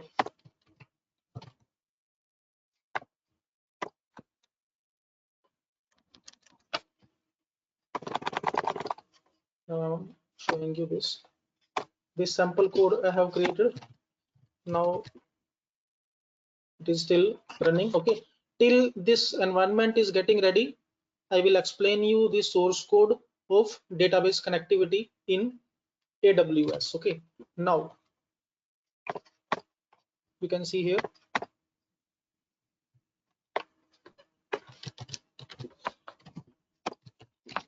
Okay, now you can see that this is the code. This is the way to include PHP. Okay, now this is server name. What is the server name? This is the server name. Actually, this server name is provided to us by Elastic Beanstalk when we create a new database. I'm repeating this point. When MySQL database or Oracle database is provided by Elastic Beanstalk, a real-time URL is provided, and this is the URL. So this is the older URL. New URL I will show you. It will, once it will be ready, it will give me the URL. Okay, so this is the username. You can see that I have given same username that I have used earlier. This is the password. Okay, and this database name EBDB, this is the default database name with every Beanstalk MySQL engine. Default DB. I'm repeating this point. Whenever we work on free tier of elastic beanstalk. But as soon as we create a new database, automatically this database is created with the name EBDB, that is Elastic Beanstalk. DB stands for database. Okay, EB stands for Elastic Beanstalk, DB for database. So whenever we create a new database in Beanstalk, we are provided a URL. This is the URL. Okay, I will show you the latest URL generated by AWS. This username and password that we have set, and EBDB is the default username and the default database. Okay, it is still getting ready, and very soon you will see it will give me the URL. Now after that, what I will do, I will remove this, I will delete this URL. There is no need of this. I will put the URL of database server. This is basically database server name, and this database server name is generated dynamically by Beanstalk.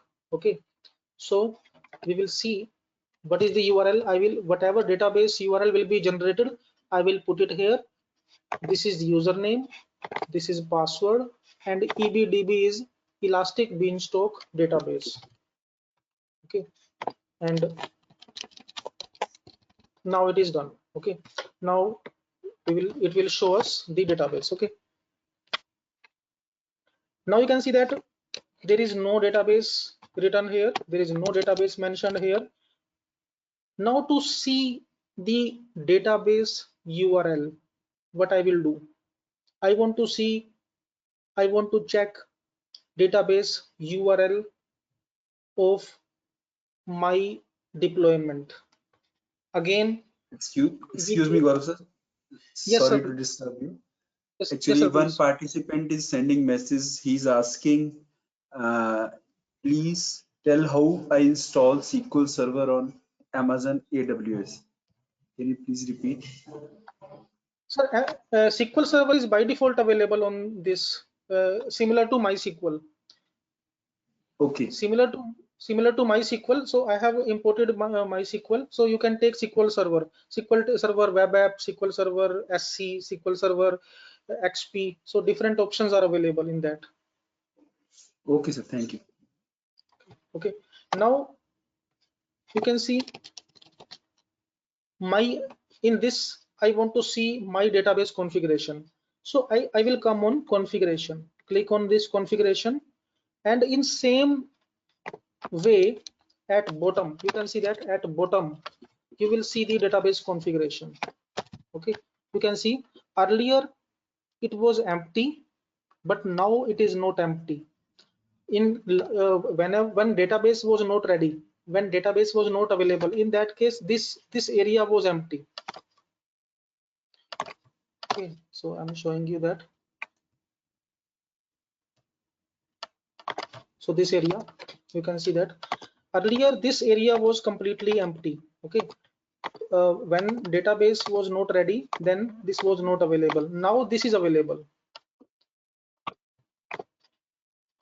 Okay, so what we will do now,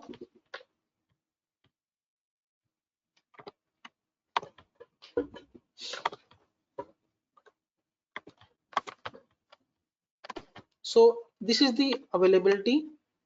Okay, so let it as it is. Now I will copy this. This is my URL. Okay, I will use this in my web page. Copy endpoint. So endpoint is the URL of my database server. I'm repeating this point. Endpoint is the URL of my database server. So copy and paste it here. Paste here. Okay. So simply what I have done, I have pasted here. Username GK Magma that I have put. You can see that this same I have noted down when I created GK Magma 78, and EBDB is the database. Now same I will put here. In that same code I will put this. Okay, Now what I will do, up to these 4 lines it is correct. Okay, now in this database in this database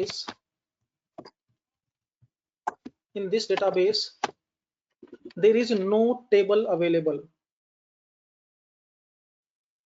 Everybody knows that whenever we work on database, we have to create some tables. In relational databases, we call it as a relation. Okay, we have to create relations. We have to create schema. Once schema is created, then we go for insert, delete, update. Suppose this is the database. Okay, now I'm showing other codes also. Now, suppose I want to use this code. I want to create one table, my guest. Suppose I'm creating a guest book. I'm creating a visitor book. Okay. In this particular table, I want to put some values. Everybody knows that this is the query to insert record in a table, my guest.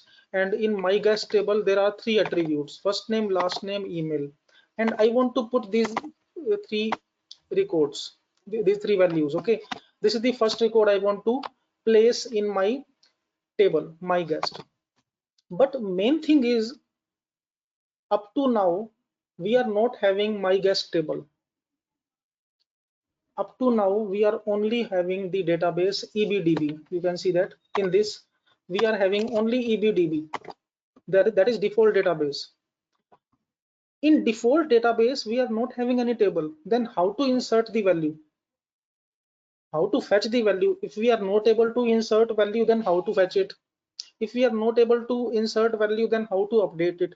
So the first thing is to create table in elastic beanstalk database. I'm repeating this point. By default, elastic beanstalk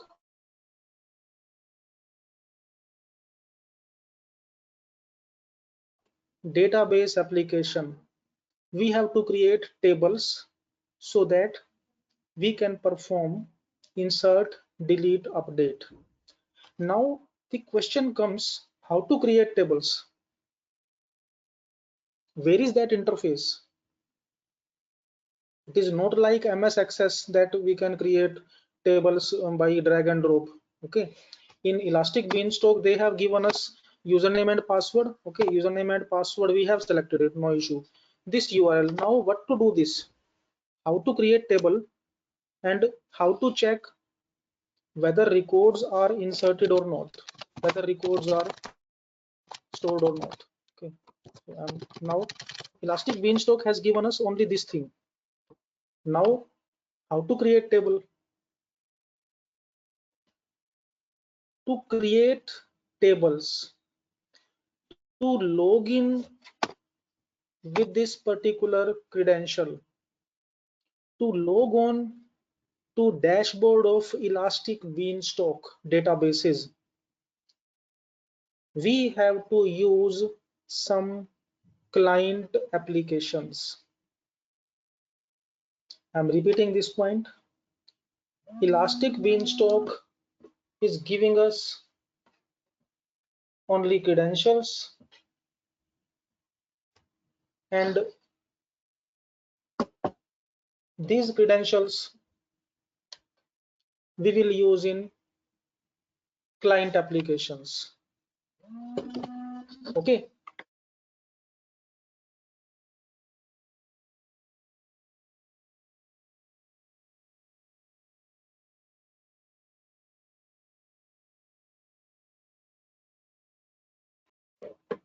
okay, now we will use client applications.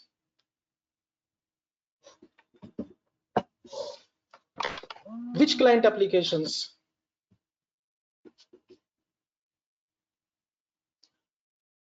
So there are multiple client applications so that we can log on to databases. So what you can do, one is TD-SQL. So many applications we can use. So TD-SQL.com. Okay, now what I will do, I will use a separate software. We will use a separate software for logging on to Amazon Cloud, for logging on to Amazon Elastic Beanstalk. It is freely available. I'm not showing any paid option. This is free software, hdsql.com. So you can see that it is free and open source software. It is basically MySQL client. It is database client.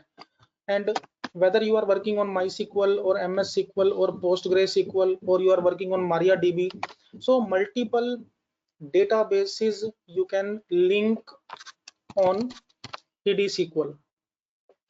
Okay, so this software I have already installed, I have already downloaded. So you can, what you can do, simply go to download tdsql.com, and you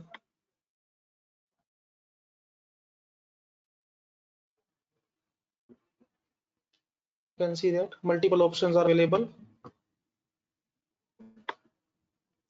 So simply download TD-SQL free, and it will give you interface to log in on Amazon Cloud, so that we can create tables, we can view the output, we can view the records.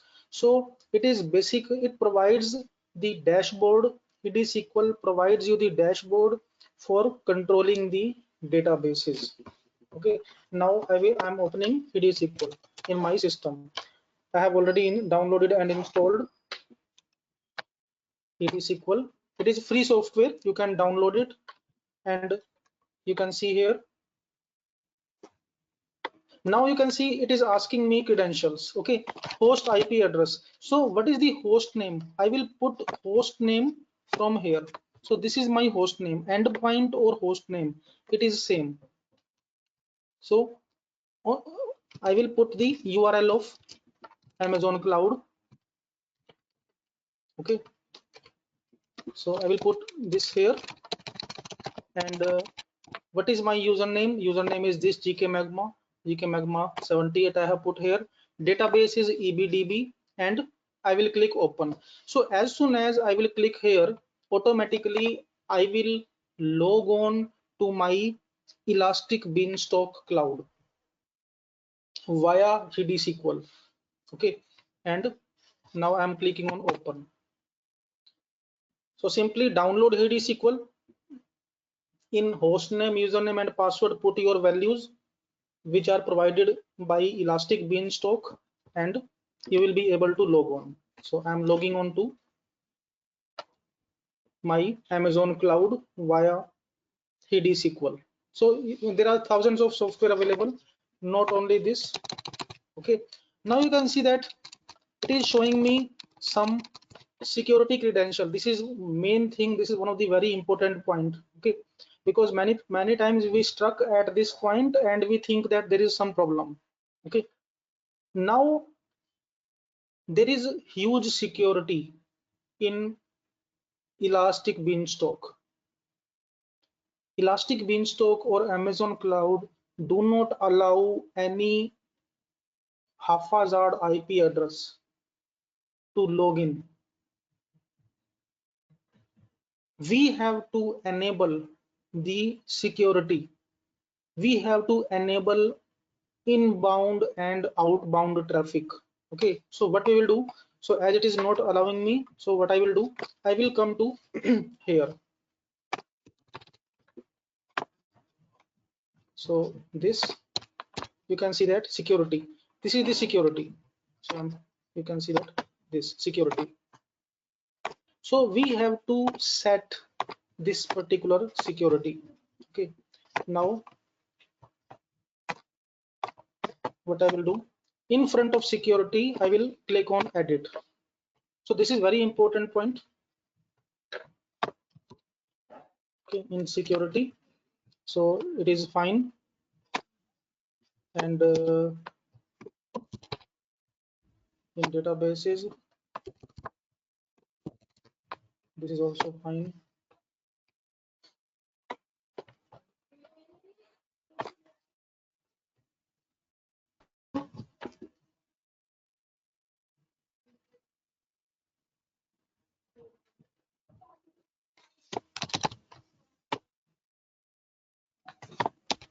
Okay, now you can see this is it EC2 security groups. We check multiple options here, and you can see here Amazon Cloud monitoring. Okay, and here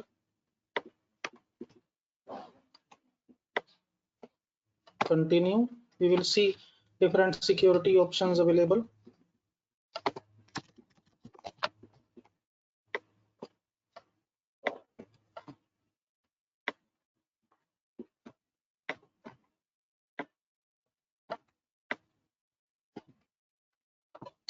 Manage security groups.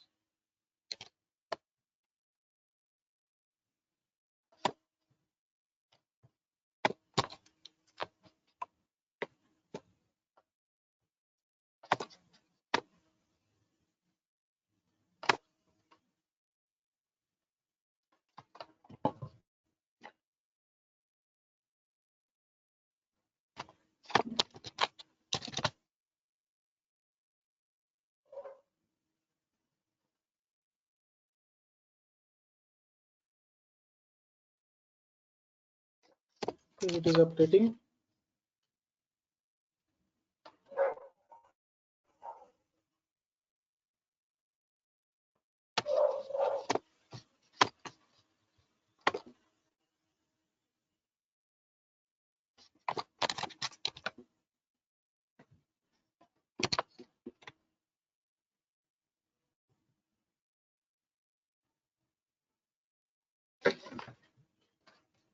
Okay, so we have to enable different options.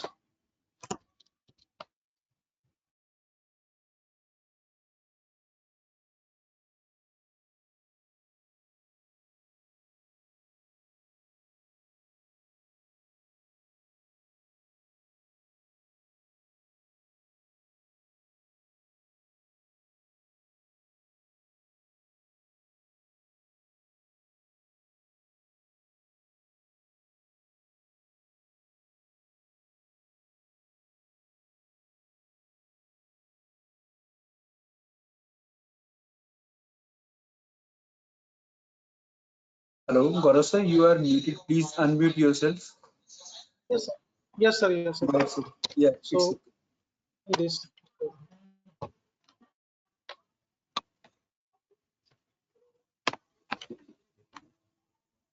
Okay, so different options we enable here.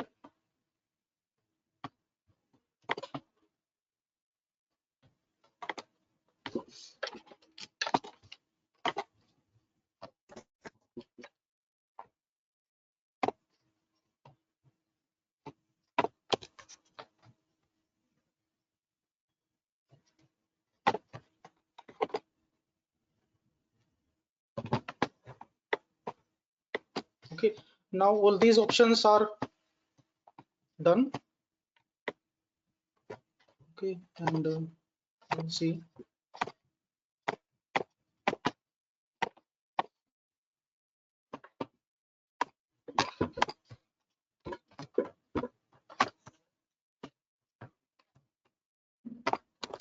So it is taking more time.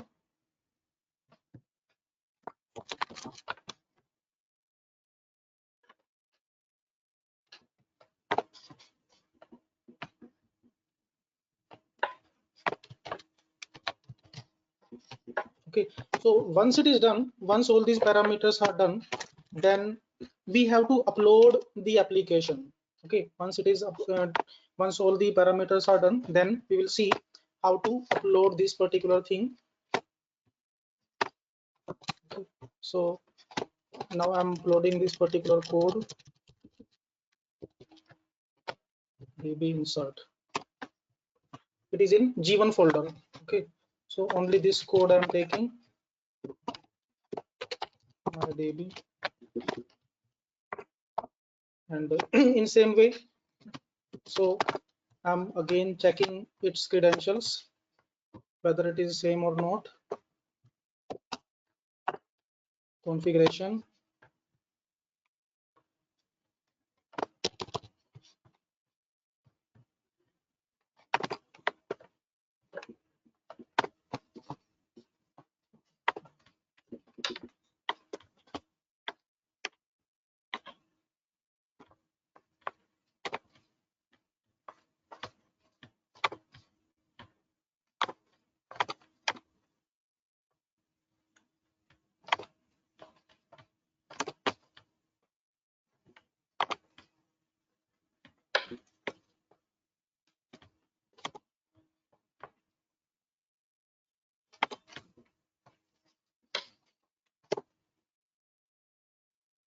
Okay, it is done, and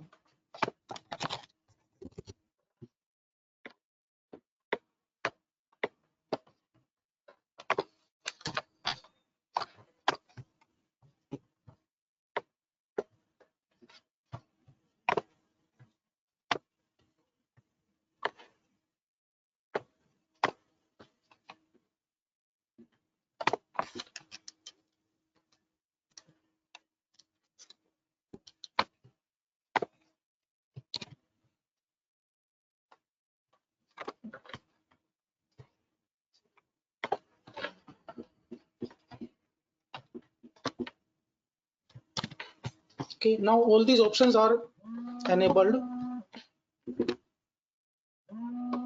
We have to upload the source code.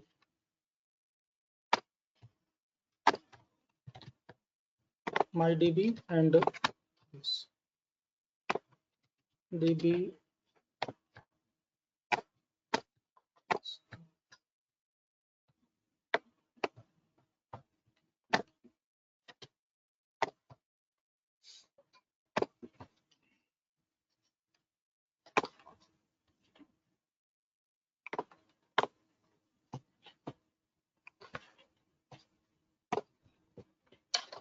upload and deploy, and DB mydb.zip deploy.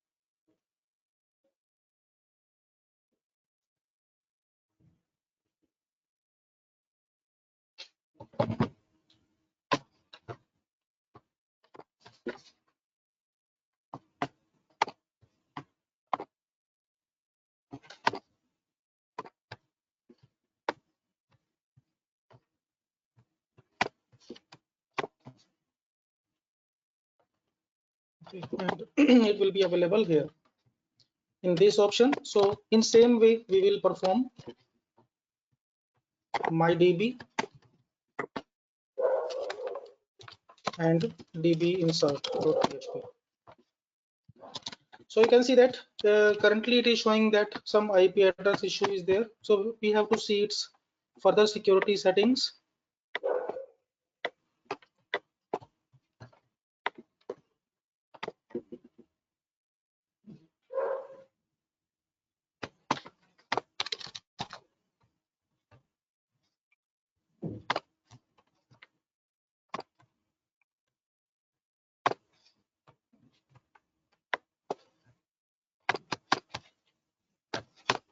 But currently it is trying to communicate with this particular database. So actually we have created 2-3 applications. So in free tier, it might be restricting us in working with multiple instances. So I'm checking if it is working.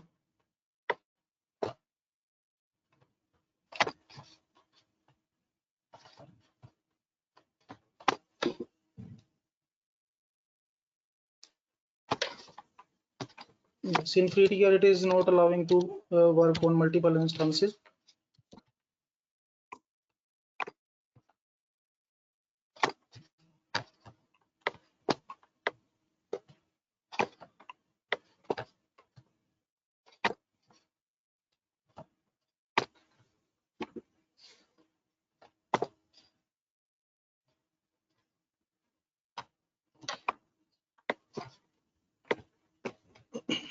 Okay, so in your system you can try with only one application. So as I am working on social media also on this, and it is taking more time in that configuration.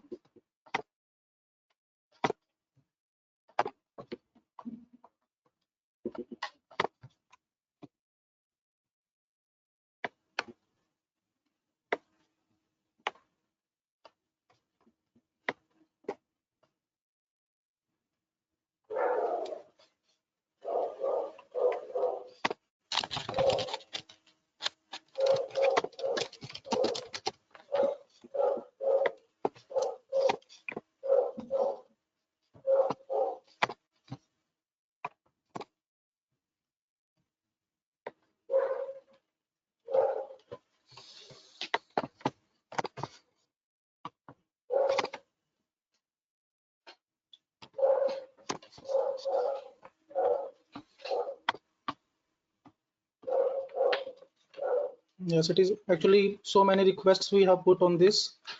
So anyway, I'm showing you another scenario that we can use for extracting and deploying database. Okay, as we were working earlier on social media extraction. So from social media itself, we can take some real-time database. So we are skipping this portion currently.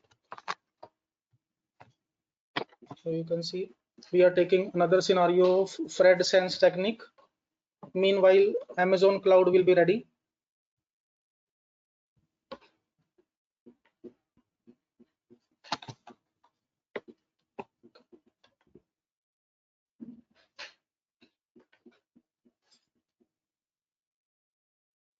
Okay, to work with database related applications, we can either use AWS, or for high performance computations, we can use Node.js platform. That is your Fred sense technique. Okay, is this visible to all of you? Is this screen visible to all? Fred sense technique. Yes, How to fetch, how to create database applications on Node.js platform. So meanwhile, this platform will be ready because so many requests we have put in Elastic Beanstalk and it is getting busy. So at same time we are working on this platform. Okay, so in case of AWS platform, we can work with multiple programming languages like Python, JSP, Ruby on Rails, .NET. Okay, but if we want to work on database related applications for cloud computing, for IoT, for fog, for edge, in that case generally Node.js based platform is used. Suppose you want to fetch some social media data set. If we want to fetch some real-time data from WhatsApp, from Facebook, or from Twitter, in that case, rather than using AWS, we go for Node.js based cloud. So Fred Sense technique is Node.js based cloud, and it is freely available. You can log on with your Google account and you will be provided this type of interface. Okay, so you can see that this is the platform, cloud-based implementation. And one more very effective feature of Fred Sense technique is it is completely flow-based programming platform. Flow-based programming platform means there is no need of any coding. In case of AWS, in case of IBM Bluemix, in case of other cloud-based platforms, what we have to do, we have to write a complete code and we upload it. Okay. In case of Fred Sense technique, Node.js based implementation, each and everything is in drag and drop. So this is known as flow based programming. Okay, so you are given this type of interface and you can directly fetch the database, you can directly deploy the database. Okay, you can see different tools are available. So MQTT out, HTTP. So any web based interfacing we can perform here. Okay, we can integrate output in CSV, HTML without any coding part, okay, directly. So you can see that Twitter in, Twitter out, each and everything is available without any coding. And now we will see quickly how to use this particular platform and how to fetch the values, how to store values in database. And for databases, not only for MySQL, actually in case of this Amazon Web Services, we can work on traditional databases like MySQL, SQL Server, or Oracle. If we want to work on some high performance databases means MQTT based database applications, JSON based database applications, okay, IoT based database applications. In that case, Amazon Web Services free tier will not be effective. In that case, we have to take its paid subscription, okay. But if we want to work on some research implementations of IoT in free, in that case this platform will be quite effective. So what we can do, we can simply drag some values. So suppose I want to fetch some database from Twitter. So you can see drag, simply drag and drop. Twitter is dragged here, okay. Now if I want to put output, if I want to display output from Twitter database, from Twitter extraction on screen, so debug, simply connect it. So simply you can see that I'm creating the diagram. So this is known as flow based programming platform. Flow based programming, no need of any coding, no need of any scripting. Each and everything is pre-built. Its backend is JavaScript. In case of Amazon Web Service, we have to write each and every code at our own level, and we are restricted to its free tier based configuration, okay. Beyond that, it will give so many issues, it will give so many security messages. So we are stuck at somewhere in free tier of AWS, okay. And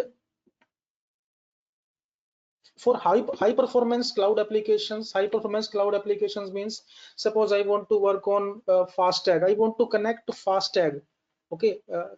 In automobiles, in four-wheelers, generally we are using FastTag. Suppose I want to interface FastTag with my cloud application, I want to integrate my smartwatch with cloud application.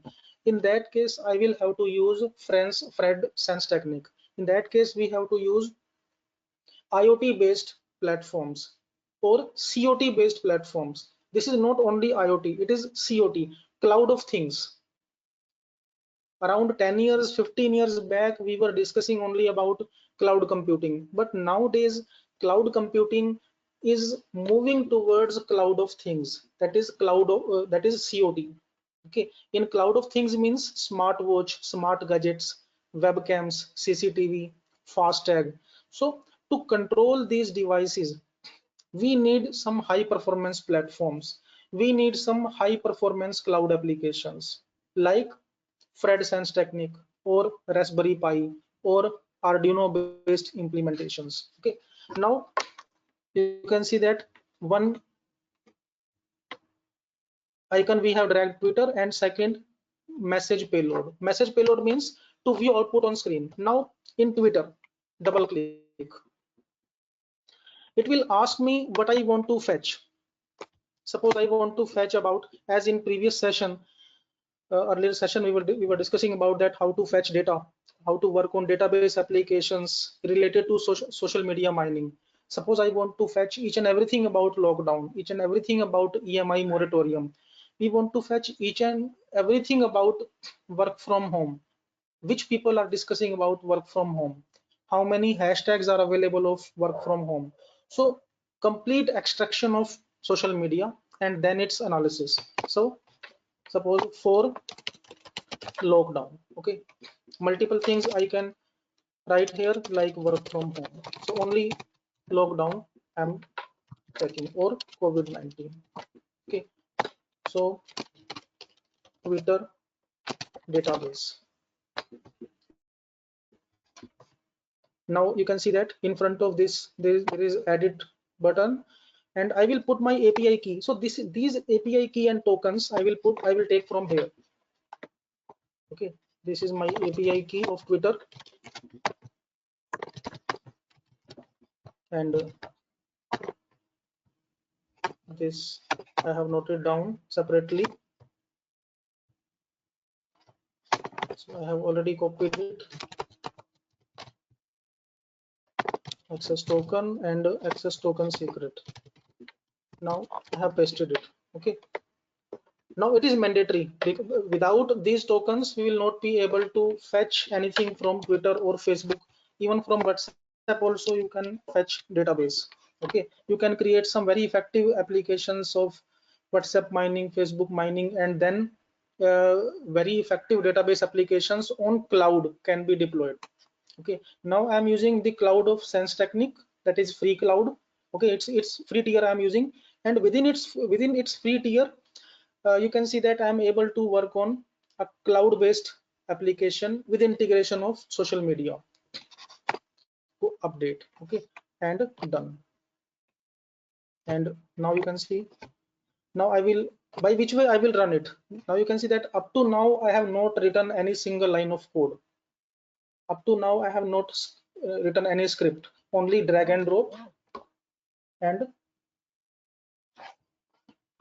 I will deploy it. Now you can see that at top right corner, there is a link. This is the button to deploy. Okay, now on deploying this application, you can see that at right hand side real-time data is getting extracted. Okay, is it visible to all of you? So it is fetching each and everything about this particular keyword COVID-19. So what I can do, I can store this particular data in a text file. I can store this particular data in JSON file. We can store this particular data in any XML file, and NLP technique can be implemented. So you can see that in multiple languages, this particular data is getting extracted. Okay, so you can see that this is the implementation of cloud of things, social media along with web application, along with cloud of things. Okay, suppose I want to modify this thing, and I want to take some other data, moratorium. Okay, moratorium, done. And again I will deploy it. It will start fetching the data.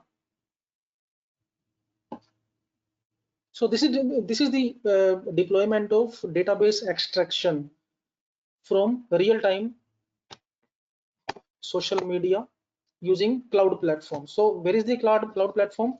This is the cloud platform, Fred Sense Technique, and which programming language it is using? It is using Node.js, and at the backend of Node.js there is JavaScript. So you can see in real time data is coming. So more famous word we will put here, obviously we will get more data.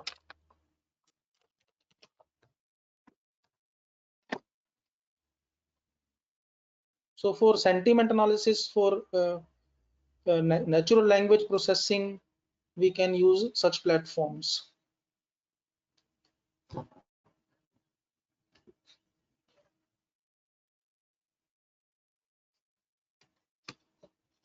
Is this visible to all of you? Is this process visible to all participants? How to use Fred Sense Technique Cloud for interfacing Yes, social media with database extraction.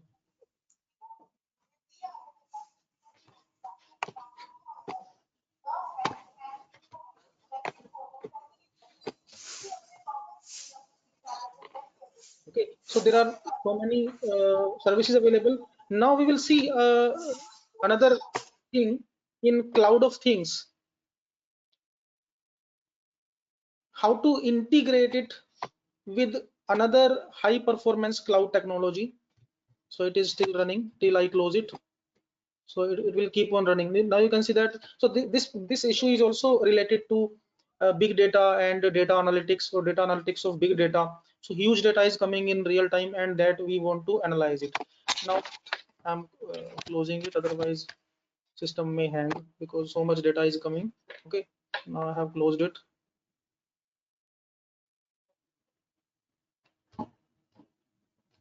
Okay, so I have closed that output screen. Okay, now we will discuss another thing that is related to database technology on cloud. Whenever we discuss about database applications in traditional web applications, we are confined to MySQL, we are confined to SQL Server, Oracle. But in real world, in real world scenarios, these databases, MySQL, Oracle, SQL Server, these are not used very prominently. In real world, in industrial applications, in research based applications, there are specialized databases, and those specialized databases are transmitted, are handled by advanced protocols of cloud technologies. And this is the scenario, this is the advanced protocol that we use nowadays in cloud computing. MQTT in, MQTT out. As we have discussed about something about that fast tag, smart watches. Okay, each and everything is having connectivity with wireless networks. Okay, now data from wireless devices, data from wireless gadgets are moving to database servers. To which database servers? The database applications, the advanced database applications always use MQTT. These are the two segments that we use in cloud computing nowadays, or cloud of things nowadays.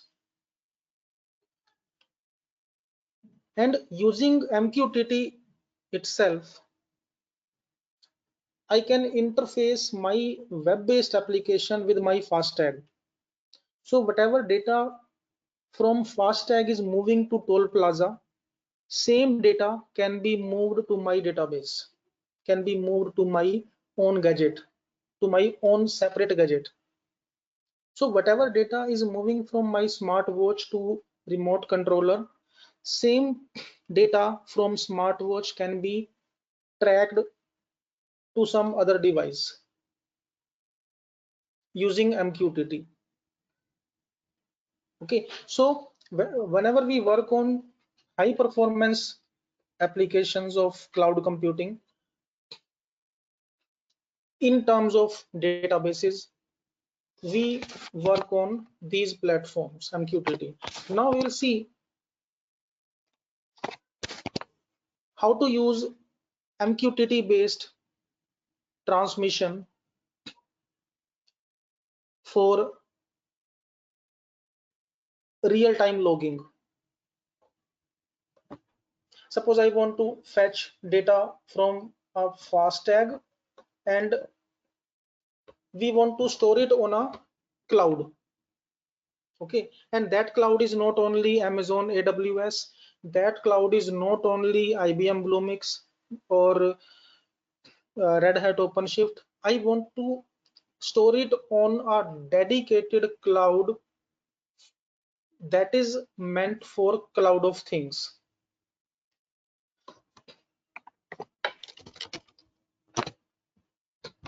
cloud MQTT.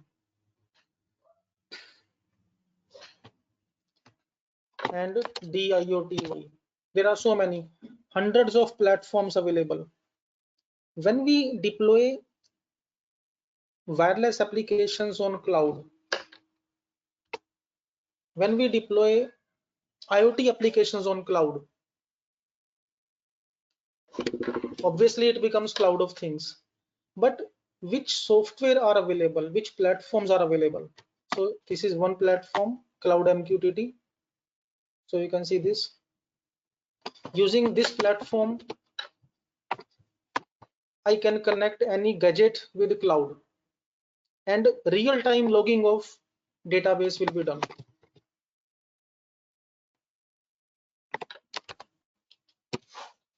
DIoT server is not running currently, so cloud MQTT is running. So we'll see once it will execute. It might be in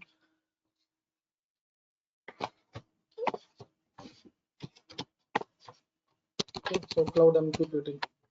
We can log in to cloud MQTT.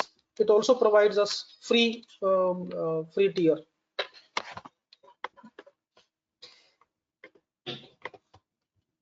Okay, sign in with Google.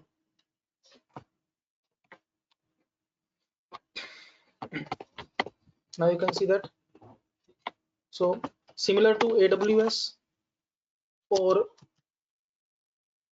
Fred Sense technique, we can create account on cloud MQTT for database integrated applications which are related to smart gadgets. Okay, so you can create new instance.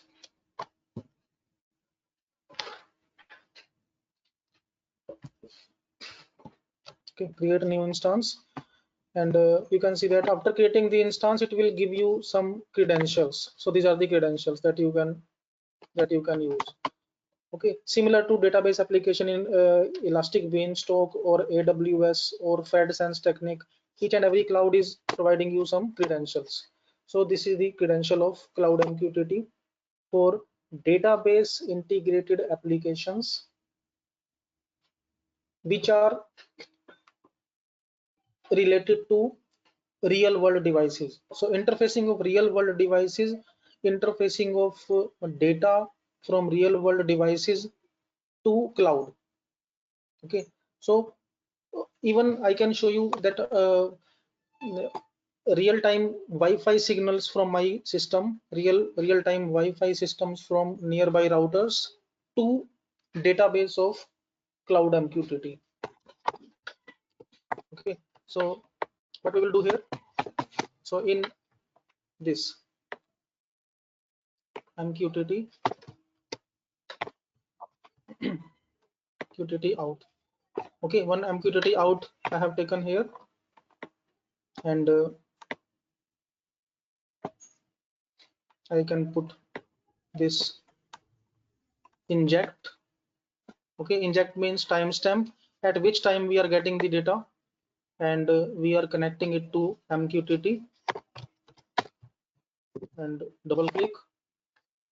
Now it is asking me which particular credentials are available. Similar to Twitter, I can put here.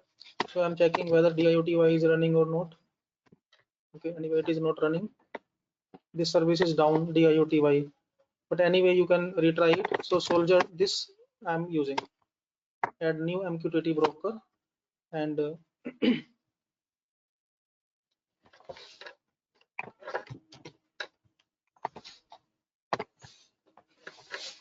what is the server name? This is the server name, and what is port number? 10569.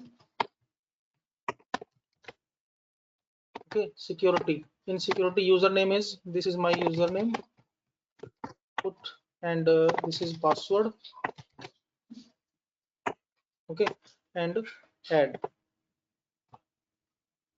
Done. Okay, and I'm opening its statistics, so that whatever data I will send from there, it can be logged. So currently there is no data, no received message, and you will see that as soon as I will click here, now it is connected, and you can see that I'm clicking here, and you can see that it is showing message this. So as soon as I'm clicking here, it is showing that particular message. Okay, so what we can do here at this particular instance, so Twitter in, so whatever data we are taking from Twitter, that we can put to this MQTT. So I have already done and done deploy. So data from Twitter will move to MQTT. So COVID-19 or lockdown, deploy, and and you can see here data is coming here. Is it visible to all of you? Now you can see that data from this is moved to MQTT. What is MQTT? This is my cloud. So it is dynamically updating.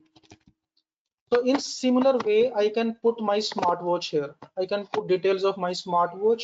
I can put details of my smart gadget or FASTag. So whatever data is moving to the controller, same data I can put in my cloud MQTT. And this cloud MQTT I can link with my Android app. So I'm removing this, otherwise system can hang again. Okay. So if I want to connect my FASTag, it can be done. So how to connect a FASTag? So what I will do, I will put one gadget here. Okay, so you can see that TCP in. Okay, so what is the configuration of TCP? I will put the details of TCP. Okay, I will put the details of that particular gadget, and automatically that whatever data is transmitting from that particular gadget, I can capture it on cloud, and each and everything can be recorded here. You can see that so much data I have extracted here via that cloud platform. So you can see that who sent that message. So this is the person, this is the username of that particular person of Twitter. This is the Twitter username. This Twitter username sent this message on Twitter. Okay, so anybody's user ID, anybody's details I can find. Okay, this is the Twitter handle, this is the username. So different usernames, different hashtags I can extract. So each and everything what I want to extract from cloud, that can be done using Fred Sense technique. Same thing we can perform in AWS also. In AWS we have to use Twitter API exchange. So you can see that, okay, that AWS was not running that time properly. So you can see that this API exchange, if I upload this source code, then I will be able to fetch all tweets, all messages using PHP code. If I want to extract complete data using Java, in that case we use Twitter 4J. Okay, so for Node.js we use Fred Sense technique. If we use Python, then we use VP. If we want to use that Java, Twitter 4J. So for each and every programming interface, there is specialized library.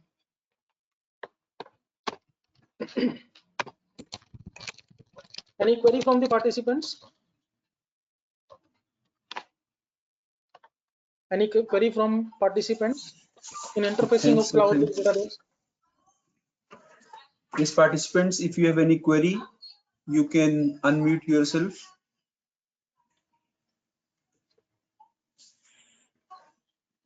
So as far as Amazon is concerned, that is also good, but in its free tier, there are so many limitations and it's stuck sometimes. Gaurav sir, Yes, ma'am. one participant is asking how we can store these data to file, To website, to a file. to a file. Okay, okay, no issue. In that, if you want to store this particular data in a file, you can see file in.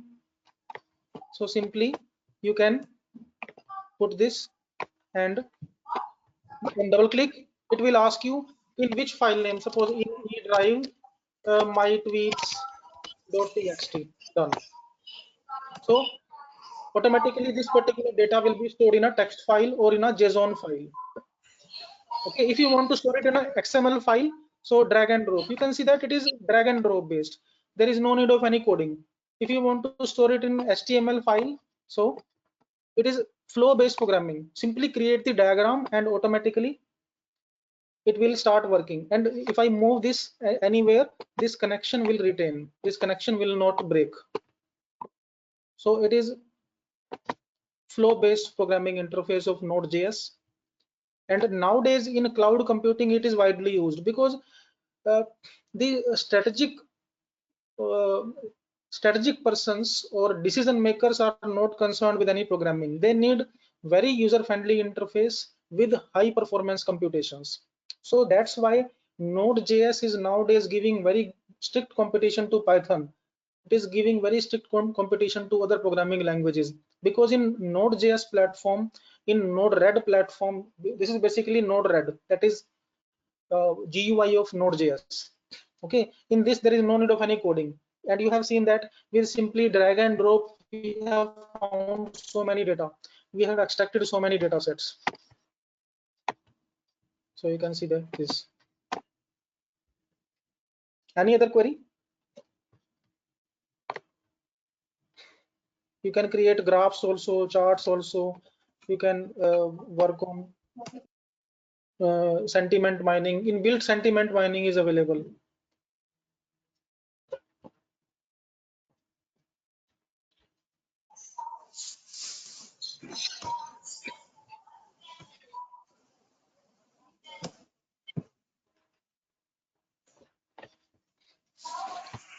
Another query Yes, for Gaurav sir. participant? Yeah, Yes, Gaurav sir. sir, Yes. one participant is asking how we can retrieve data from multiple platforms of social media. Yes, sir. To retrieve multiple platforms, to retrieve data from multiple platforms, we have to integrate those modules. Okay. So what you have to do? So in Node.js plugins, Node.js plugins. Okay. You have to see which platform you want to explore. Suppose you want to explore data from WhatsApp, also from Facebook, from Instagram. So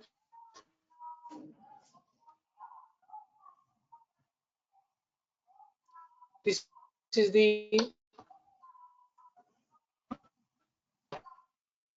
form. Suppose I want to, and that module I, so you can see this is available WhatsApp tracker. Okay, so in cloud platform I will run this command npm install WhatsApp tracker app. You can see this command is given npm I WhatsApp tracker. If I want to fetch from Instagram, so this is available Instagram. So all platforms are available. So you can explore, participants can explore all these options in Node.js. These are available only in Node.js. In Python, there is a separate command that is that we have to explore on Anaconda, that we have to install on Anaconda. Okay, in Python we use pip install. In Node.js we use npm install. Okay.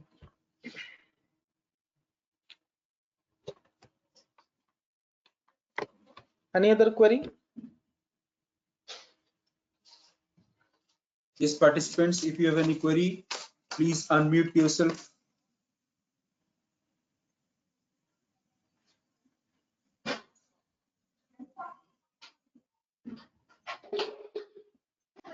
Sir, this is Kanagraj, sir. Yes, sir. Sir, actually, we didn't see the output of that PHP file that we have connected, sir. Okay. In this particular scenario, so currently we are using this particular cloud platform. Okay. If you want to work on huge data sets, if I execute this code, in that case, this particular size of free tier will exceed. Okay, so to work on huge data sets like this, we have to install Node.js separately. Okay, and then you have to integrate Twitter or Instagram. Okay, but if I execute this code here, in that case, system may hang. Okay. So otherwise, what you can do, Node.js, I have already installed it. Gaurav, your screen is not visible. Okay, sir. So you can see. Yeah. So Yeah, on it's okay. standalone implementation, you can perform such type of things. Okay, or you have to upgrade this particular account. Otherwise, what will happen, in very less time, in few minutes, this particular free tier will be filled. Okay, but this is the process, this is the way to fetch this particular data set. Okay, I have told that simply drag it and automatically it will be stored. So I am not executing it, otherwise the complete data set, the complete free tier will be filled in few seconds, because Twitter will fetch so much data in very less time.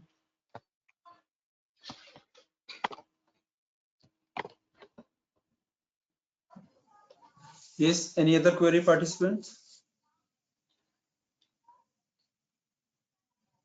Sir, in my web app, we have created one PHP code, no, sir, to connect our MySQL backend. Okay.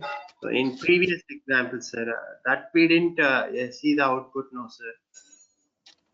Okay. Sir, in your system, you can try it. Actually, in my system, 3-4 apps are executing. So if you execute in your system and you face some issues, you can mail me. Okay, I will troubleshoot it. Okay, sir. Thank you.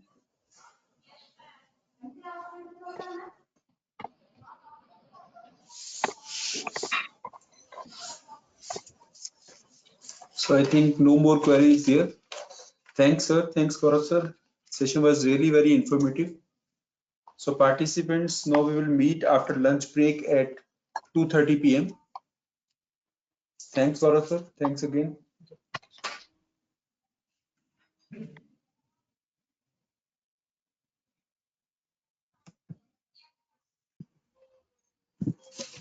So welcome back. So in this session, Dr. Gaurav will discuss about simulation using CloudSync. So Gaurav, sir, you can start the session. Over to you, Okay, sir. yes, sir.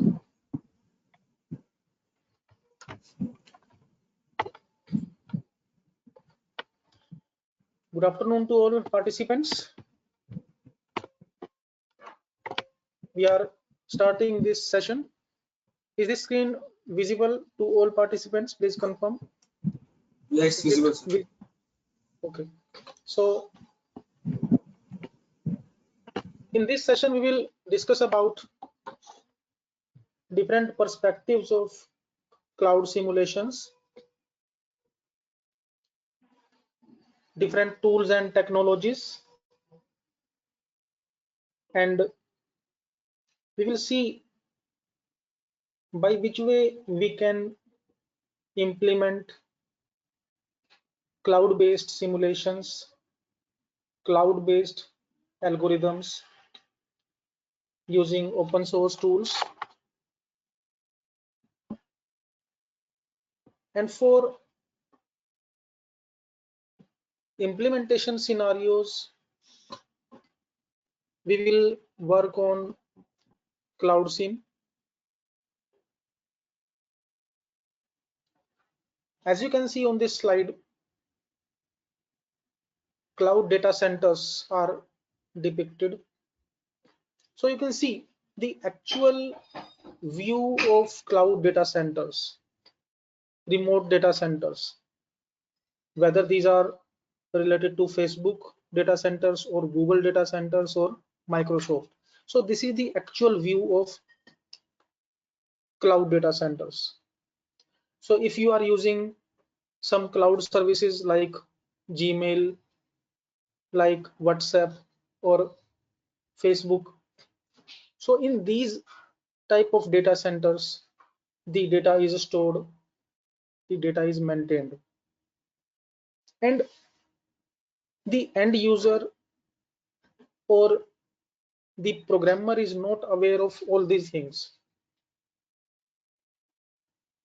You can see that different racks are available. In each and every rack, so many disks are available, so many drives are available which are linked to each other. So this is the actual cloud remotely which we use using our web browsers, using our client applications, whether we are using Dropbox or Google account or Facebook account or WhatsApp account. Now the question comes, how to use different libraries for research implementations. Many research scholars, many academicians works on research projects and research assignments related to cloud computing. In those research assignments, in those research projects, we have to mention, okay, which data set, which particular data center we have used. In that data center, how many virtual machines were there. So actually what happens, so first of all, we should be clear about the concepts. Okay, however, you are also aware, you are already aware with the basic terminology, what is data center, what is cloudlet, what is virtual machine. Still we will discuss it quickly. So whatever devices we are viewing here in this slide, these are different disks, these are interlinked with each other, and the end user or end programmer is provided a unique IP address, a unique IP address or shared IP address. And whatever process we execute from our mobile phone, whatever process we execute from our web browser, that is executed on these computers physically. Those processes are executed physically on these systems. So whatever process we execute from our phone, suppose I'm using WhatsApp. Okay, so obviously WhatsApp is having a specific data center because huge data set is available, huge traffic is available, big data is available. Okay, on cloud we always work on big data. Okay, nowadays big data is moving towards massive data. Around 10 years back, we were discussing, we were doing research only on big data. Nowadays big data is moving ahead to massive data. As in earlier session we have discussed that earlier we were working on cloud computing, but now it becomes cloud of things. Okay, cloud plus IoT. In same scenario, if we are working on cloud with data sets, cloud with social media, in that case we are working on massive data. So that particular massive data is executed, that is stored on these type of systems. Okay, somewhere in data centers remotely. Okay, so some data centers are in USA, UK, New Zealand. So different in different locations these data centers are available, and whatever we process from our mobile, from our web browser, these are executed, these are processed and stored on these systems. So whatever process we pass from our mobile phone, from our client, what is that thing? That particular process, that particular task is known as cloudlet. So whatever task we are executing, whatever job we are sending to cloud, that is covered under a specific terminology, a specific term that is known as cloudlet. That cloudlet moves to the data center on a specific disk. What is that particular disk? In physical, that is a disk, that is a drive situated or residing in a data center. But for user, for me, as you have seen that I have used FredSense technique, we have used AWS cloud. For a user, for a programmer, that is not a disk. For each and every programmer, for each and every user, that disk becomes virtual machine. Okay, so these are the physical machines, these are the physical devices, physical drives, but when control of these drives are delivered remotely to the programmers, remotely to the users, that becomes virtual machine, VM. So user or programmer execute their task or cloudlets on virtual machines depending upon specific bandwidth that is provided by Amazon, Bluemix or FredSense technique, and we get the output. So that is the scenario. Now the question comes, why we are covering these things before simulations? If I want to do a particular project on cloud computing, if I'm working on a particular task on cloud, can I afford to manage these type of racks only for my research implementation? Definitely we can't. Okay, we can't afford to create this type of data center. Being a research scholar, being a practitioner, being an academician, we can't afford to build this type of data center for us, for a research implementation, for research project. That's why the scenarios of cloud simulations come. Without using these devices actually, without creating data centers actually, we can work on simulations.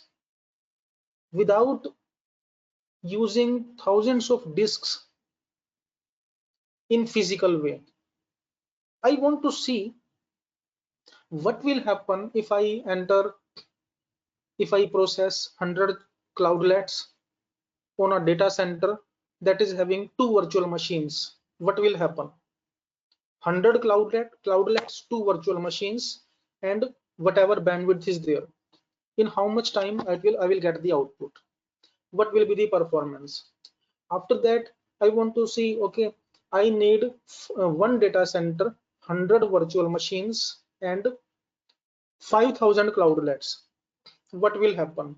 Without using actual infrastructure, without using actual devices, that's where the concept of simulations come. And for academic research, for traditional teaching and learning based research scenarios, we always use simulations, we always use simulators, because researchers can't afford to build huge data centers. Okay, in my home, in your office, in your home, you can purchase 4 to 5 computers from your cost, okay, from your expenditures, but you can't afford to purchase 1000 computers of 1 terabyte RAM. If I ask you that, okay, I need one data center in which 1000 computers should be there, each and every computer should be having 1 zettabyte RAM, and each and every computer should be having 5000 yottabyte hard disk. So obviously it is not possible for us, but we are doing research in cloud computing. I want to take readings, I want to see what will happen if I perform a task, if I execute a cloudlet on a computer of 1 zettabyte RAM, on a computer of 5000 yottabyte RAM, what will happen? But I am not having that much amount to purchase a system of 1 yottabyte RAM or 1 zettabyte RAM. Okay, so that is the simulation part. That's why we use specialized libraries for simulations. Whether you are using fog computing or you are using cloud computing, Internet of Things, cloud of things. So without using actual infrastructure, without using physical infrastructure, if we want to view the output, if we want to see the output, if we want to visualize the output, then we have to use these platforms, as you can see that. So there are two terms. We should be aware with these two terms very clearly. One is simulator and second is test bed. These are two different terms. Okay, and in research based applications, in research implementations, whether you are doing in deep learning or you are working in image processing or in cloud computing, in vehicular networks, in underwater sensor networks, two terms are used generally for research implementations. One is your simulator, second your test bed. In case of simulators or simulation based libraries, we implement the scenarios in virtual way without using any device physically, without creating any physical infrastructure. If I want to work on cloud simulation using simulated annealing, using genetic algorithm, using random forest approach, and that should be working on 1000 computers. Each and every computer should be having 1 yottabyte RAM. In that case, we can use simulation. That is simulator part. Okay, we have not taken any single computer. We have not taken even one MB RAM. Each and everything is in animated way. Each and everything is in virtual way. That is simulator. This is also correct. This is also a good way to do research. And in academics, most of the researchers use simulators for academic research. What is academic research? For master's level, for doctorate level research, we generally use simulators. If we want to work on industrial research, realistic industrial research, in that case, simulators will not be sufficient. In case of industrial based research, industrial applications, we have to use test bed. What is test bed? In case of test bed based scenario, there is integration of hardware as well as software libraries. We have to use actual devices along with simulation platforms. So when we use actual devices, when we use actual gadgets, actual hardware along with simulation platform, along with software library that becomes a test bed. So test bed is used for industrial research, simulations are used for simulators are used for academic research for master's level. If somebody is doing MTech, ME, PhD, in that case generally simulations are done. Okay, because the researchers of master's or doctorate level, they are even they can't even afford few devices or few uh, or some particular infrastructure. In case of test bed, we have to purchase the infrastructure, we have to integrate the infrastructure. So at least 20% infrastructure is required. Okay, suppose I'm working on some FASTag implementation, I'm working on some cloud simulation of smart devices, some smart gadgets. In case of test bed, I will have to purchase smart gadgets from market. I will have to buy actual FASTags from market. If I am able to integrate actual FASTag with my software, it will become test bed, because I'm testing each and everything in realistic way.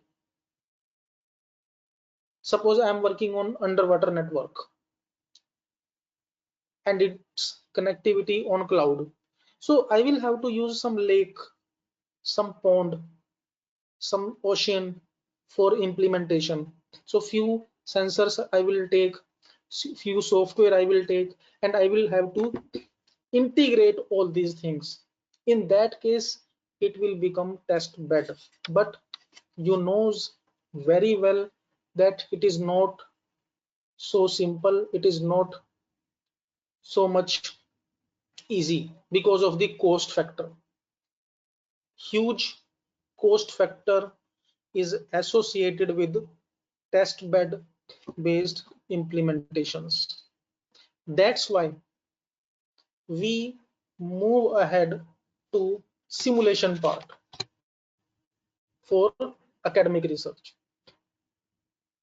Okay, so simulated environment, and in case of simulations, there is no foundation on scalability. It is fully scalable. If I need 1000 computers, I can integrate 1000 computers. If I need 1 million computers, I can use 1 million computers, because its libraries are available. Okay, its classes are available. So I will create 1000 objects. If I need 1 million computers, I will create 1 million objects of class computer. I will create 1 million objects of class virtual machine. So that is fully virtual in nature. And where we use it? For flight simulations, for network simulations, for fog based implementations, for edge based implementations, where accessibility of human being is not possible. So obviously, if we are working on some flight simulation, some air traffic control based research, congestion control for flights, then you can imagine that no airport will give us rights to control their air traffic scenario. Military base will not allow us to control their infrastructure. Just to get output from my experiment.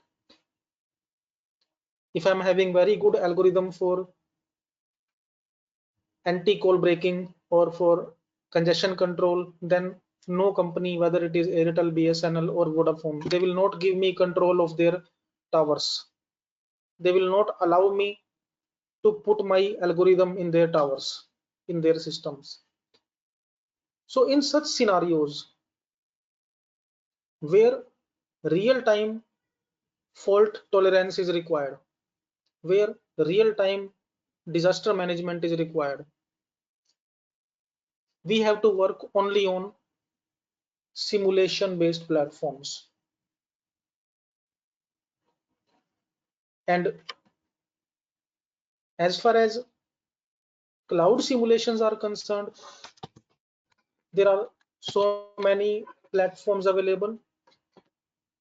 There are so many libraries available that we can use. And using cloud simulations,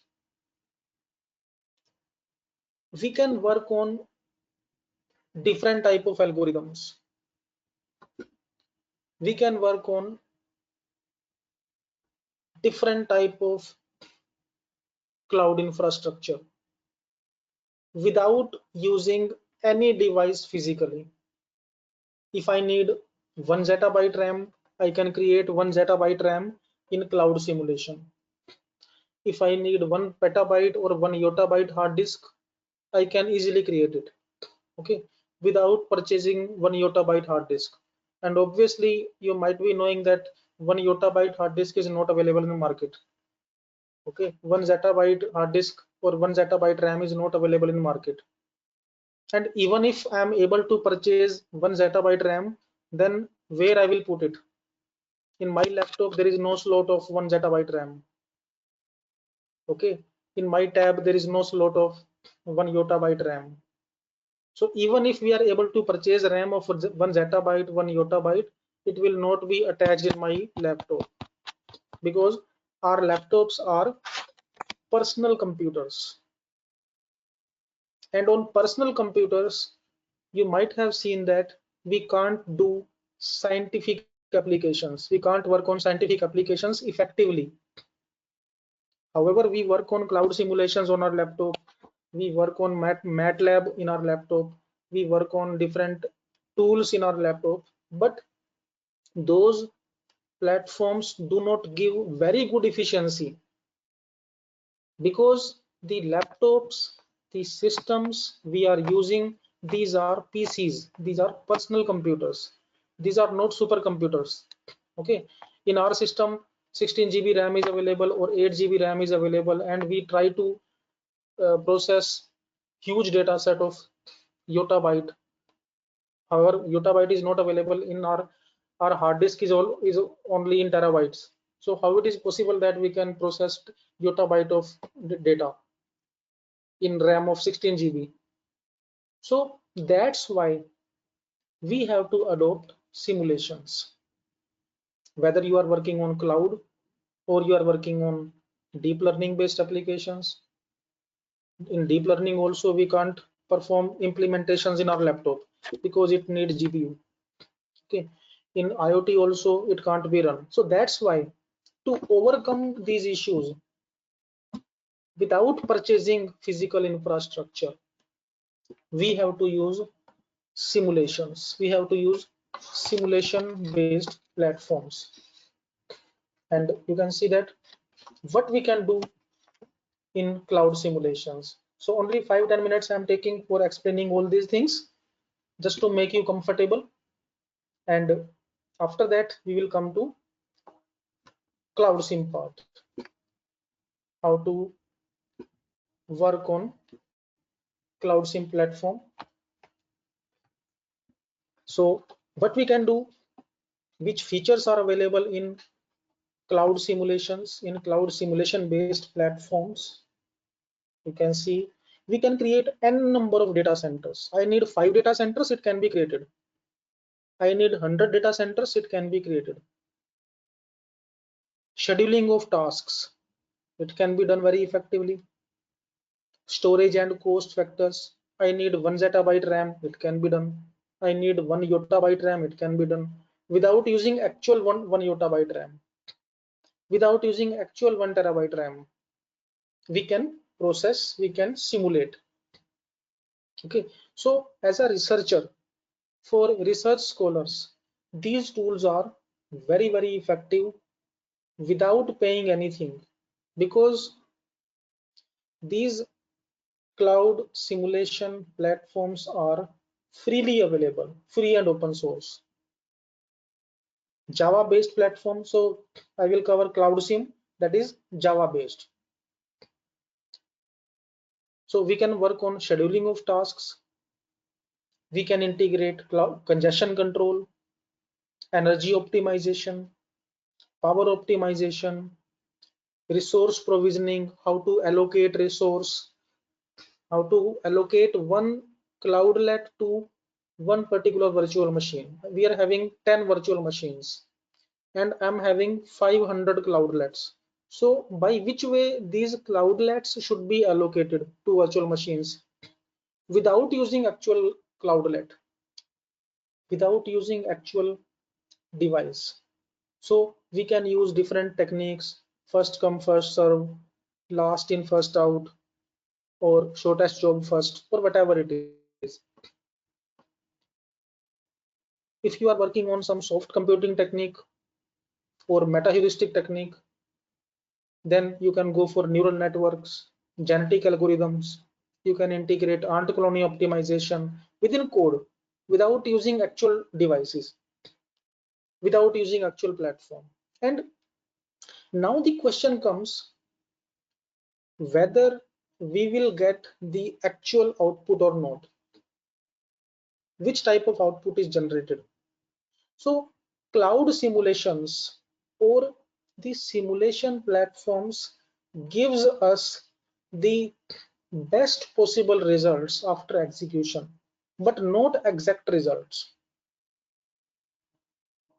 So what is the main problems or limitations? You can associate it with problem or limitation. We should also know this thing. These simulation based platforms always give best possible results to the programmer. Okay, they do not give the actual results. Okay, and we have to assume that this output is coming, so actual output will also be nearby to this. If I'm getting that, okay, this after implementation of genetic algorithm, I will get output in 5 seconds. So it doesn't mean that if I process same implementation in actual cloud of AWS or Amazon or AWS or IBM Bluemix, then I will get output in 5 seconds. It will not happen. Okay, it will give me nearby results. Okay, best possible results in best conditions. I'm repeating this point. Simulation platforms give results in best possible conditions, not exact. That's why we have to work on test beds for industrial scenarios. If we take very simple example in layman's point of view, suppose we are purchasing a bike from market. They say that okay, its mileage will be 70, okay, 70 kilometers. Okay, it doesn't mean that it will give exactly 70 kilometer. It may be 75, it may be 60 also, because 70 is under the best conditions, under the best roads, under the best circumstances, best weather conditions. Okay, but not exactly 70 for each and every rider.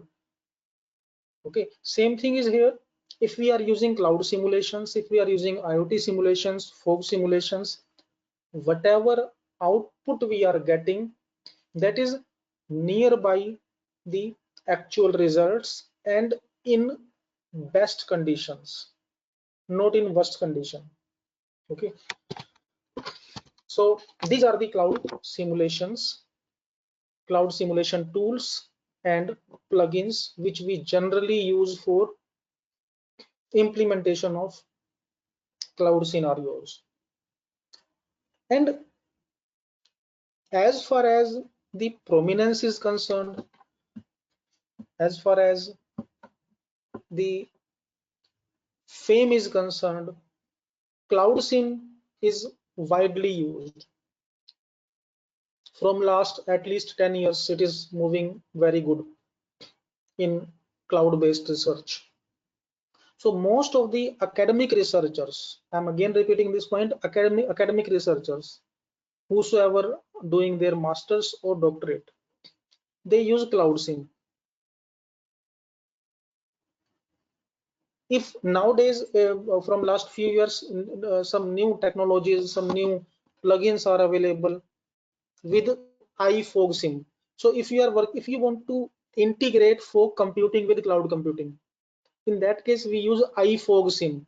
So iFog SIM is not separate. iFog SIM is an extension of Cloud SIM.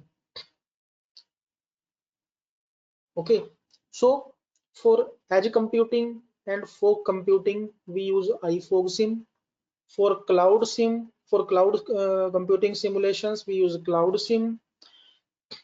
And as far as the interface is concerned, the default interface of Cloud SIM is command based, console based. I'm repeating this point. If we install and work with Cloud SIM as it is, in that case, we get the output only on console in textual way in log files. But if I want to get output in graphical way, if we need to take output in GUI way, in graphical user interface by Google Earth, Google Map. Suppose I have created one data center in New Zealand, second data center in Australia, and it should be visible to me that this is the data center in Australia, this is data center in New Zealand, and it is viewing to me on world map, on map of globe. In that case, Cloud SIM is not sufficient. So Cloud SIM is a base platform. Cloud SIM is a base library. If I want to integrate GUI, in that case, we have to integrate Cloud Analyst. I'm repeating this point. If we want to take output in console in textual way, in text log files, in that case, Cloud SIM is sufficient. If I want to take output in GUI, graphical user interface, we have to integrate Cloud Analyst. Suppose I want to plot some charts, some graph. Suppose I have integrated genetic algorithm in Cloud SIM and simulated annealing in Cloud SIM. I want to plot graph, bar graph, pie graph, line chart. For plotting of charts, Cloud Analyst will not work, Cloud SIM will not work. We will have to integrate J charts. So I'm writing here Cloud SIM. So what we do, Cloud SIM plus Cloud Analyst for GUI plus J charts for graphics and plots. Okay, if I want to work on grid computing also for load balancing, grid sim. So whenever we work on actual research based implementation on cloud with multiple segments, I need GUI also, I need plotting also, I need high performance load balancing also. We have to integrate all these things, Cloud SIM plus Cloud Analyst. If I do not integrate Cloud Analyst, in that case I will not be able to generate GUI. If I do not use J charts, I will not be able to use plotting. Okay, so it's up to you whether you are using J charts or you are using Google charts or you are using Google Map. So any third party API, okay, or any API. But as J chart is written in Java, so obviously it will be best compatible. Otherwise, whatever output we are taking from Cloud SIM or Cloud Analyst, that we can pass to third party API and we can plot its output. Okay, so I'm showing this is the screen, this is the official URL of CloudSIM, that is cloudbus.org, and here you can see different features of CloudSIM. What we can do using CloudSIM platform.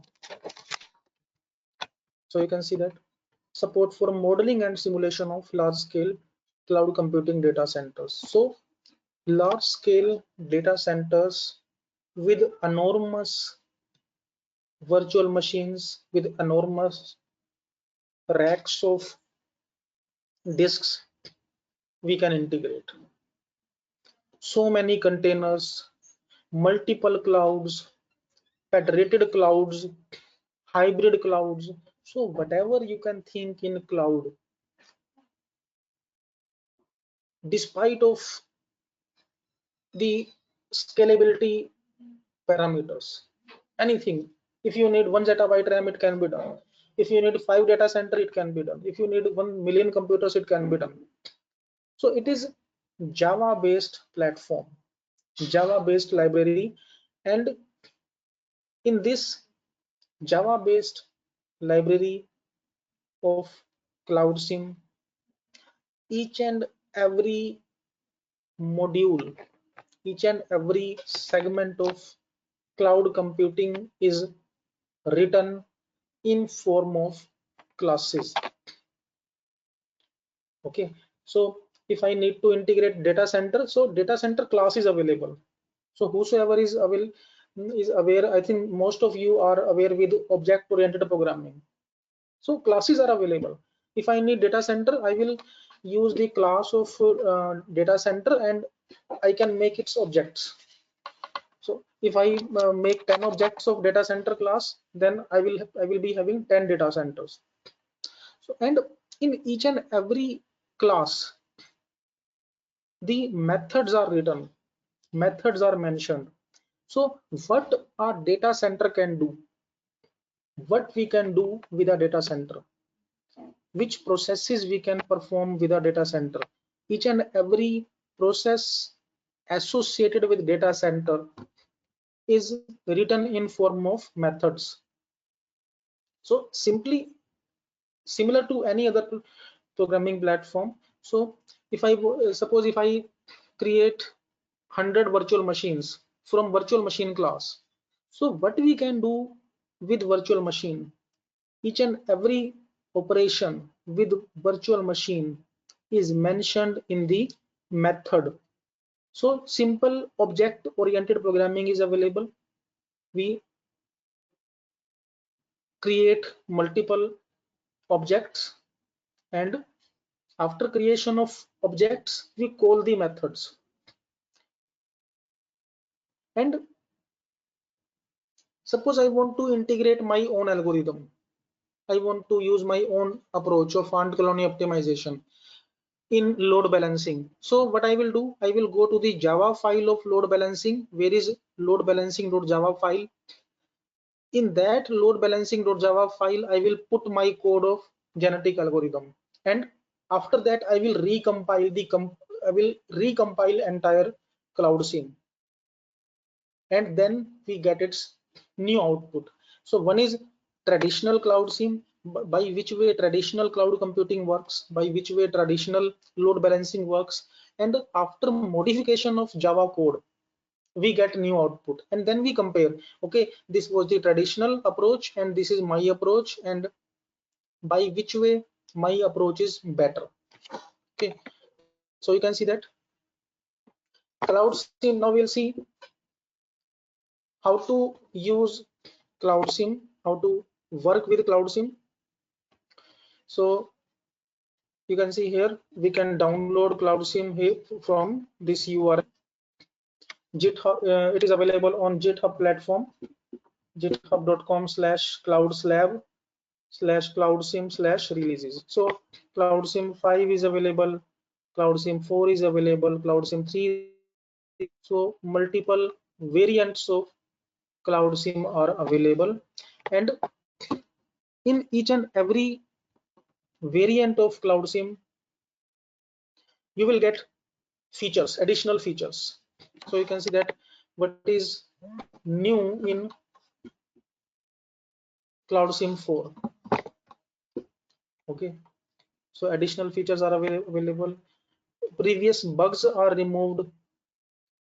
Okay, and you can see that in Cloud SIM 5 you can work with SDN also, software defined networking.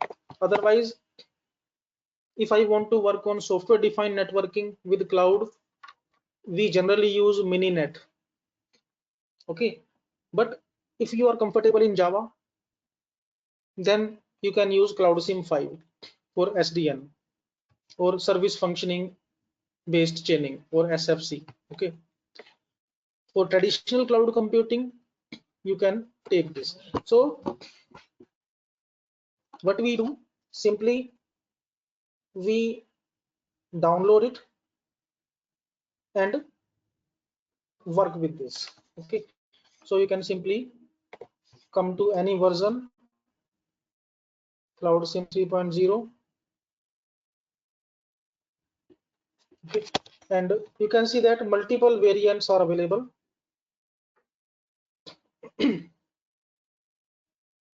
So if you are working on Linux platform or you are working on Windows platform, so as currently I am working on Windows based platform,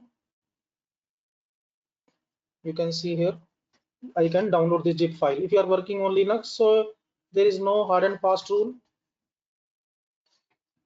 So simply you can click here and its zip file is available. So what is in this zip file? This zip file is having all classes.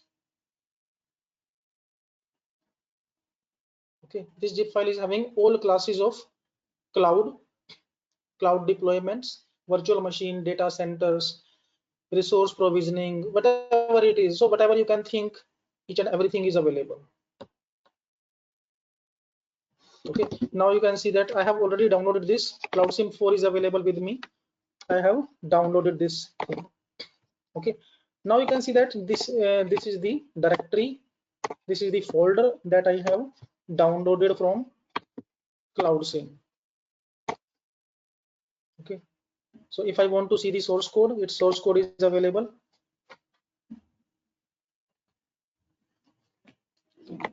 Its complete source code is available. I can customize this complete source code.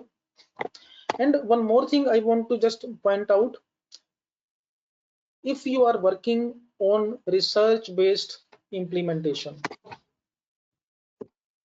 if you are working on some research perspective, then it is always advisable to download the source code version. Okay, otherwise what will happen, if you will download only jar files, you will get only these files. Okay, you will not be able to modify the source code.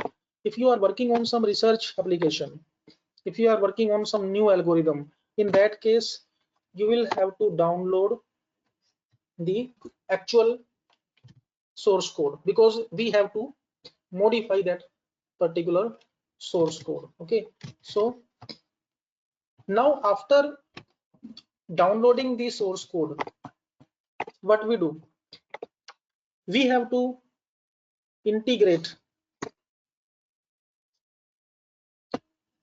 we have to associate the Cloud SIM library in Eclipse or NetBeans or any other IDE. So it's up to your wish, it's up to your comfort level on which platform you are more comfortable. Okay, as far as prominence is concerned, NetBeans is also fine, Eclipse is also fine. So in this screen you can see that I'm using Eclipse IDE. Okay, generally in industrial applications, in projects, we use Eclipse IDE. Okay, now but by which way we have to work on it? Suppose I want to work on a cloud simulation. First of all, I will show you how to execute the pre-built examples of Cloud SIM. there are number of examples, there are number of implementations which are already available on the portal of CloudSIM for learning, to see by which way we can work.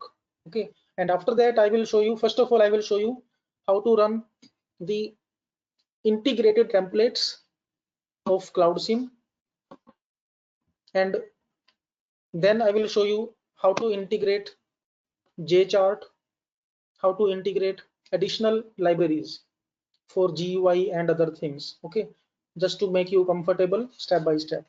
Now you can see I'm again coming to CloudSIM official website. This is cloudbus.org CloudSIM. Okay, in this you will see number of examples or templates. So in this you will come to these examples. Okay, and you will see different scenarios. Suppose you are working on power optimization. Okay, in that case this is one example, this is second example. Okay, these Java files are available. Suppose I want to see this, this is the Java file. Okay, you can see this,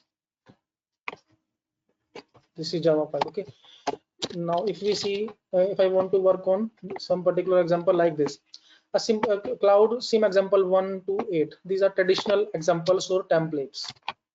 Suppose I want to work on this scenario, that how to create two data centers. What will happen if we take two data centers and one host each and run cloudlet? So two data center, one host and two users. What will happen to the cloud? So cloud here in this scenario, cloud here doesn't mean or is not associated with AWS or Bluemix or Sense Technique. This is generic. In general, what will happen on cloud? In general, what happens on cloud when this scenario is implemented? Okay, if two data centers are there, one host and two cloudlets, what will happen if two data center, one host and one network topology and two cloudlet? Cloudlet means processes. So we will see its scenario. Suppose I am taking this CloudSIM example 5. Simply how to start this type of implementation. Okay, now you can see this is the base code of that implementation, that template, CloudSIM example 5. Okay, and you can see that in this, which type of process, which type of execution is given, number of users. You can see that num users is equal to 2. Suppose, so these are only 2 users. Suppose I want to check what will happen on cloud with 2 million users. In that case I will increase this value, 2 and so many zeros I will put, 2 and 5 zeros I will put to check output on 2 lakh users.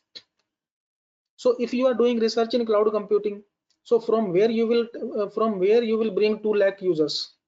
It is obviously it is simply impossible. However, impossible term is not good to use, but it is very, very difficult to take 2 lakh users. Okay, even if you call all the students and or faculty members from your college, in that case also 2 lakh users will not be available. You might be having 2000 or 3000 students. Okay, but I want to test the performance of cloud with 1 million users. From where I will bring 1 million users? For that, simply I will increase this value to 1 million. 1 million users are created. So that is the beauty of simulation. Without using actual users, without using physical users, I can use. I want to use two data center. You can see that data center class I have taken and its objects created. If I want to take 10 data centers, so I will copy and paste this line to 10 times, 0, 1, 2, 3, or I will create an array from 1 to 10, array from 0 to 1000. In that case, I will be able to use 1000 data centers. Otherwise, I can't afford to purchase only one data center. But using simulation, I can work on 1000 data centers. In each and every data center, I will be having 1 lakh machines. In each and every machine, how much memory I want to integrate. You can see that this, how much RAM, 512 MB RAM. If I want to execute an implementation on 1 zettabyte RAM, so I will put this value equivalent to 1 zettabyte. Okay, how many CPUs I want to use? If I want to use, suppose 1000 CPUs, in actual I can't afford 1000 CPUs, but I can afford putting 3 zeros here. Okay, it is very simple to use 3 zeros rather than PES number is equal to 1. I will put 3 zeros. So in this case, it will give me output that is similar to the output given by 1000 CPUs. Okay, so you can see how much it is effective to use simulations and cloudlets. How many cloudlets? One cloudlet. So this cloudlet class is available, and this cloudlet class is available. I have created its object. So you can see that I have downloaded its source code also. I am downloading here. So its source code I have taken so that I can show you the source code.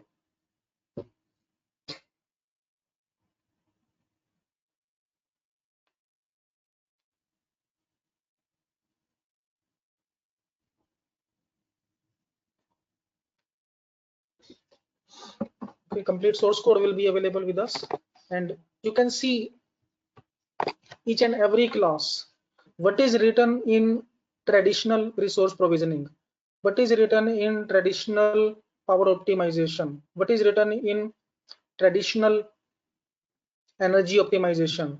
So in that code, I can put my code, I can insert my code for ant colony optimization, and after that I will recompile it.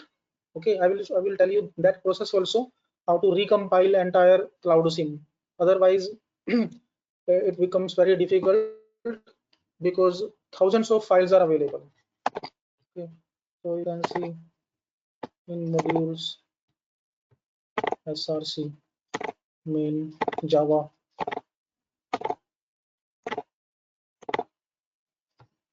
So multiple files are available.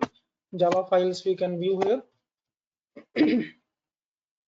Okay, so it is a very big folder. Now what we will do after that, what we do? So we will use this example just to get the output.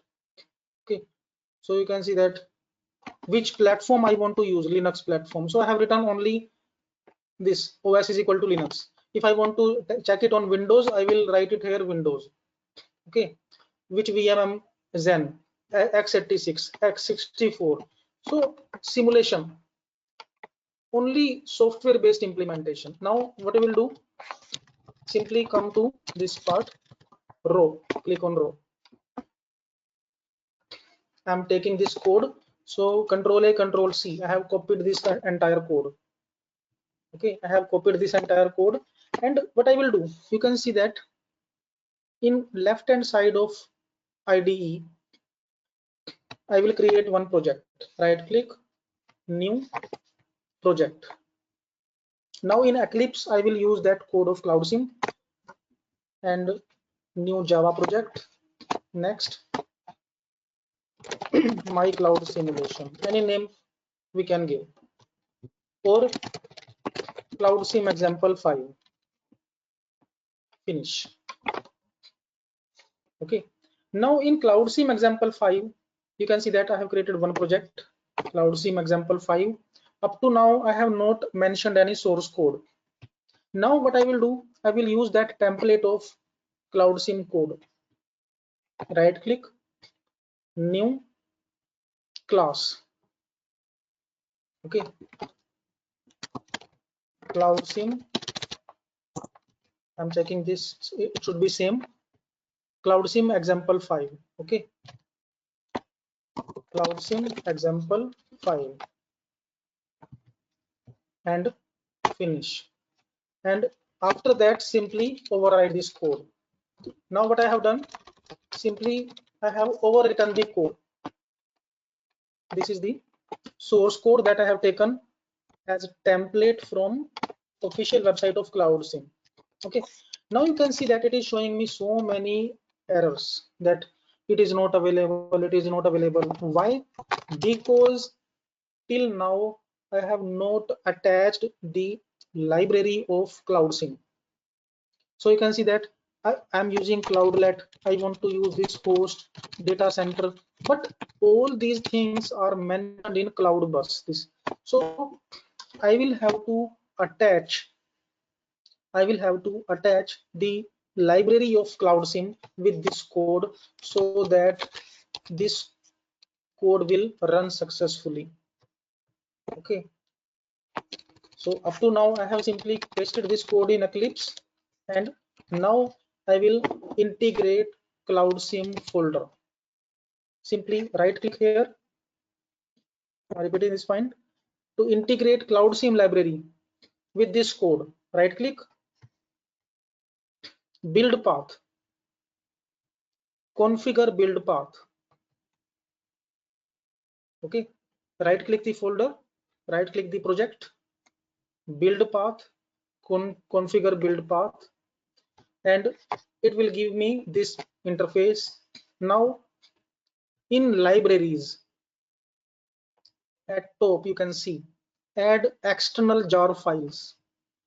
Now in this external jar files, I will select the jar files which are given by CloudSim folder.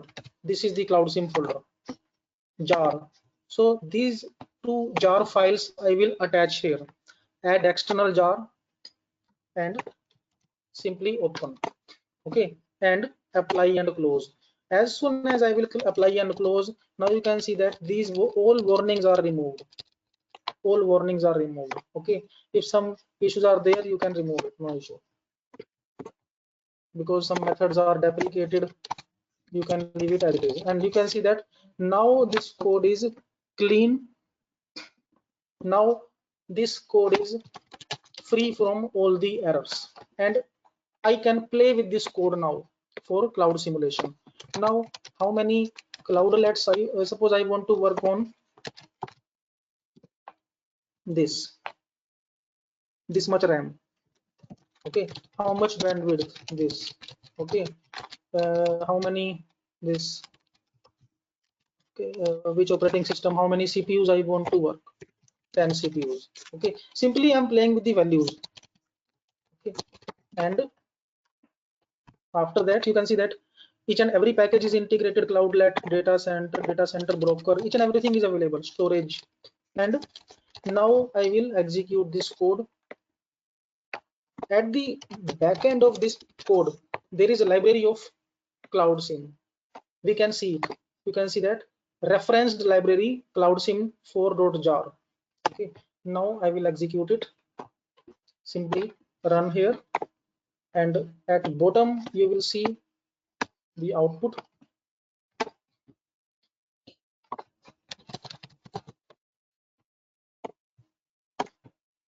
As Java application, you can see. So what I have done, so you can see this is the output. So whether virtual machine is allocated or not. So you can see that in how much time this is executed.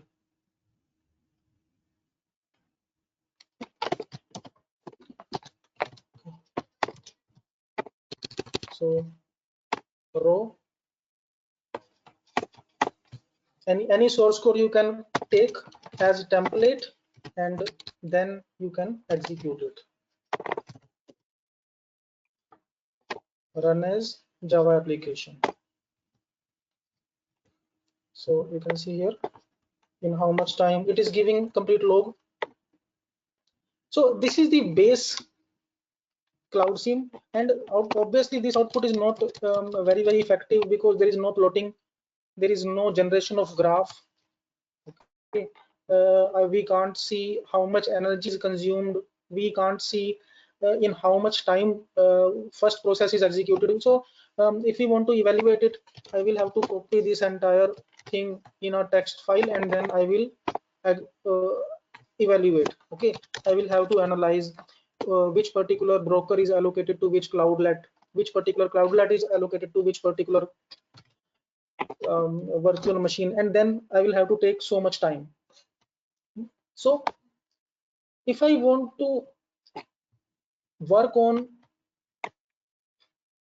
some implementations which are GUI based, so obviously whenever we work on some effective implementations, we have to work on GUI based applications. So I don't want to put all these things like this. So you can see that this is very it is not very effective, that I will have to put each and everything manually, that RAM is this much, what is Zen. I want to put each and everything in graphical way. I want to take New Zealand as data center from Google Map. I want to take Australia as data center from OpenStreetMap, from multiple libraries. In that case, we have to use specialized libraries, additional libraries, additional plugins like Cloud Analyst, JFree chart. So you can see JFree chart is available. JFree chart or JChart, these are available for Java. jfree.org. So similar way that we have done with Cloud Sim. So you can see. So if I want to use this type of such type of graphs with my cloud simulation, suppose I want to plot this type of graph for energy optimization, for security, for power optimization. In that case, I will have to attach JFree chart with Cloud Sim. By which way it is done? Same way. Downloads. I will download the jar files of JFree chart. That jar file of JFree chart is attached. You can see that JFree chart. What I will in say that we have done with Cloud Sim. In Cloud Sim also we have downloaded jar files. In JFree chart also we download its jar. Okay, and after downloading its jar file, what I will do, I will integrate these jar files with my Cloud Sim code. So I'm showing you that thing also. So this is the code. So you can see in one project I have integrated JFree charts. So in reference libraries you can see here JChart. This.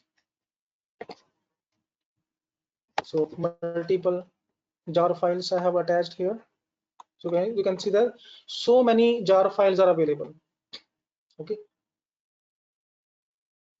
So multiple jar files are available which are associated with charts, which are associated with Cloud Analyst. So all these libraries we integrate in same way. So right click, build path, configure build path, and you can see here so many libraries, JFree chart, JFree chart, JFree chart. So these jar files are integrated. If I want to see Cloud Analyst, this Cloud Analyst.jar file is integrated. Okay, JFree chart for charts. Okay, grid sim. Simply download JFree chart, integrate its jar file with your Cloud Sim, and then you will be able to plot the output. Okay, by which way I'm showing you. So you can see this is another implementation. So in cloud GUI main. So this is another scenario of cloud simulation. So in this you can see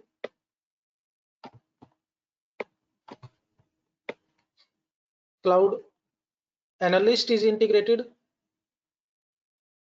and JFree charts are integrated. So what this code is doing, integration of genetic algorithm. Okay, so whatever output we are getting from cloud sim, that we are passing to JFree chart. Okay, and after passing to JFree chart, it is plotting those values which are required to be presented on screen. So you can see here, so multiple Java libraries are available. Okay. So first of all, I'm showing you its output, by which way it will work. So in this, which libraries are added? JChart, GridSim, Cloud Analyst. Cloud Analyst is available again in free distribution analyst. So you can download its jar file and you can integrate it.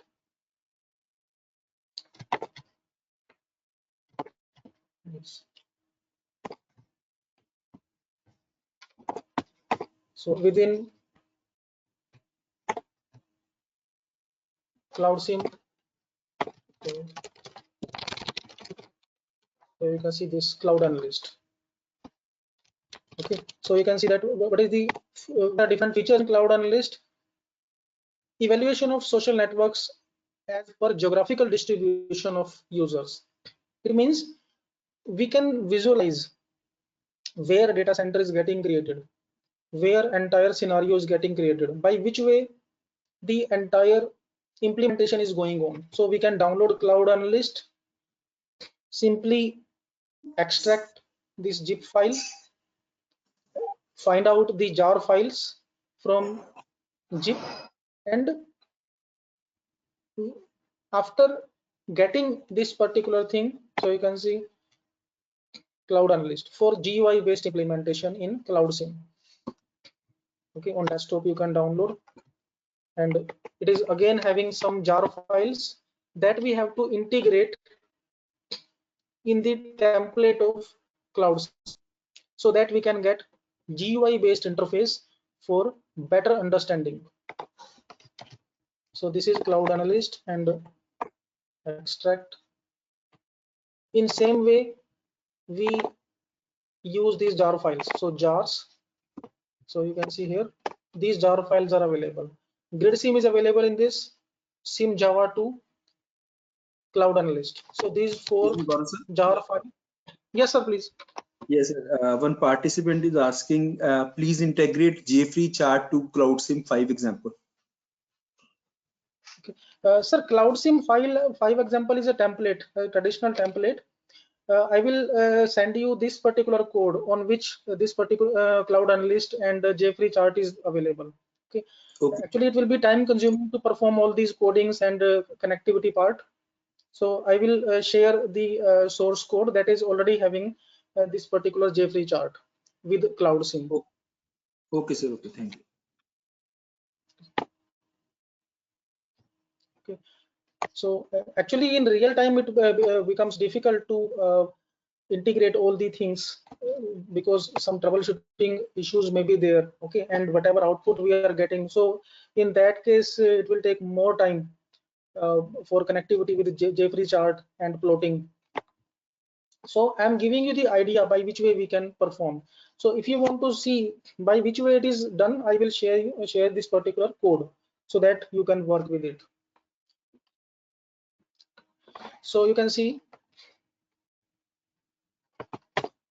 and if I execute this, so this application is the merger of JFree chart, Cloud Analyst, GridSim, and Cloud Sim.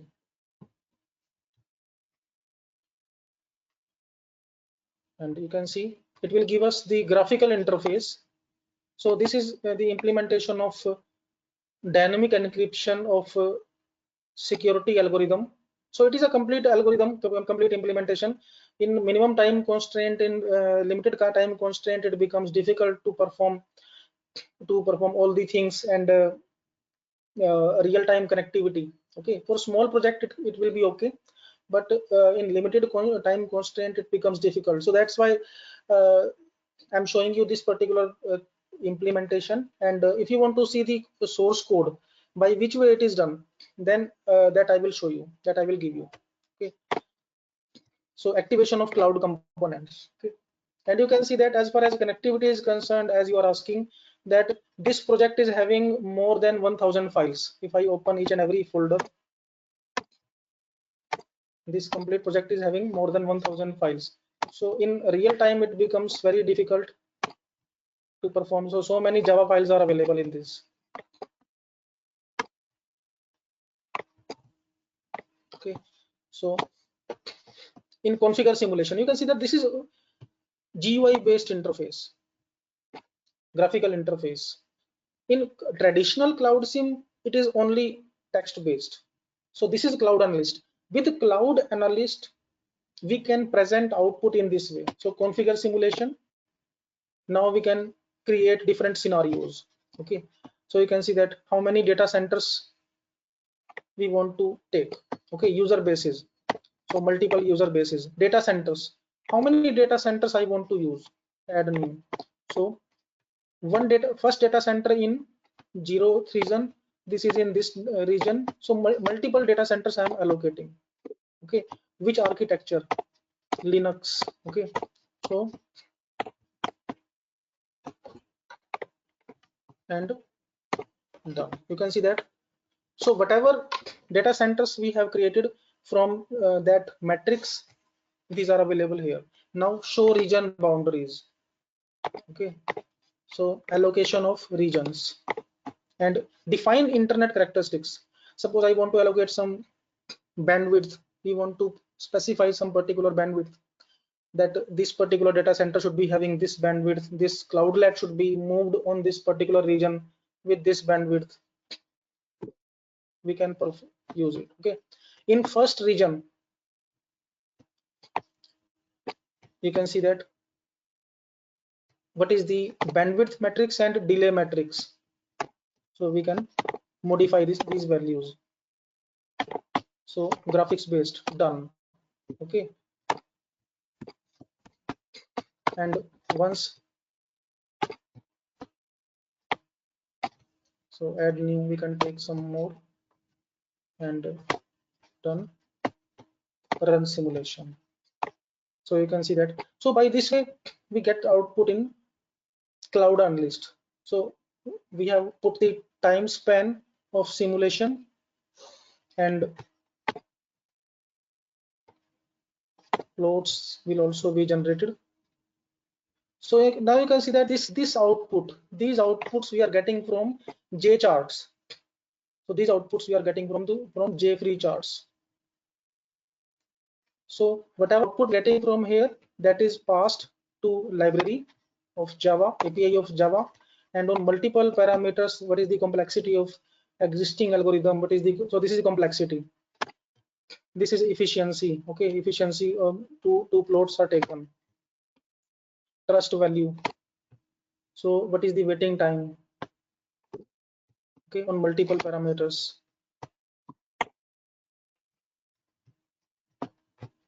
Okay, and if I want to see results in tabular way, so first task, in how much time it took in execution, I can export the results. So what is the cost factor in dollars? If I execute this task in actual cloud, in that case, how much cost factor will be there? So that you can see here, and we can export the results in Excel sheet also. So in Excel or PDF, suppose results.pdf, which we want to use in some paper or some report. Okay, so you can see that these simulation results. So directly we can export the results, and we can use these results in the articles, in the papers.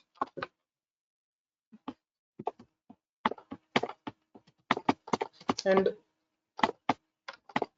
one more thing is there, that whenever we work on cloud sim, okay, whether you are taking cloud sim example 5 or 6 and you want to integrate it with Jeffrey chart, in that case directly it will not be possible. Why? Because there is another library that is required to be attached with cloud sim, with Eclipse, not with cloud sim, with Eclipse, that is Apache Ant or Gradle. I think that most of the persons, the participants who are very much aware with Java, they might have worked on Apache Ant and Gradle. So as you can see that on this platform, in this particular project, there are hundreds of files, thousands of files available. If I am making change to one code, then entire folder should be modified, entire folder should be compiled. In that case, I will have to use Apache Ant. What Apache Ant do? Apache Ant will recompile entire folder at once. Otherwise, what will happen if I modify this line only? Okay, suppose if I modify this line and I compile this code, in that case, nothing will happen. Why? Because this file GUI main.java is not a separate file. It is integrated file with the complete project. Okay, it might be having some external variable, it might be passing value to some external library, so all libraries must be recompiled. For that we have to use Apache Ant, and for that we use this build XML file. And you can see that in this build XML file multiple folders are available which are executing at once. Okay, whether you are using, so it's up to you. In case of Android programming we use Gradle. I think you might have worked on that. Whenever we work on Android SDK, if we want to recompile the entire project, then automatically Gradle works. If you are working on Java based application for desktop environment, for cloud based implementation, in that case we have to use Apache Ant. So Apache Ant, you can see this is the folder. So Apache Ant is the builder or build library, so that entire code should be recompiled rather than only one file. If I take only single file and if I modify this function, nothing will happen without Apache Ant. So as I have integrated Apache Ant in this, you can see here, in that case I will be able to recompile the entire code at once. You can see that this, it is having build.xml file, and this is the main file of Java. So this GUI main file is calling all other files, and that's why we are able to generate this type of interface with effective output. Okay, so you can see this. I will share this complete source code to sir, to Dr. Rajeev sir, so that you can work on these implementations. Okay, so in this you can see so many files are available in each and every folder. Now you can see that in Cloud Sim this file is available, these files are available. And for recompilation and generation of output, we need to compile all these files at once in collective way. That's why we are using Apache Ant. So you can download Apache Ant from Apache website. This is your ant.apache.org. So whenever we work on some project which is having multiple Java files, we use this platform. This library is used for building collective compilation file, collective compiled code.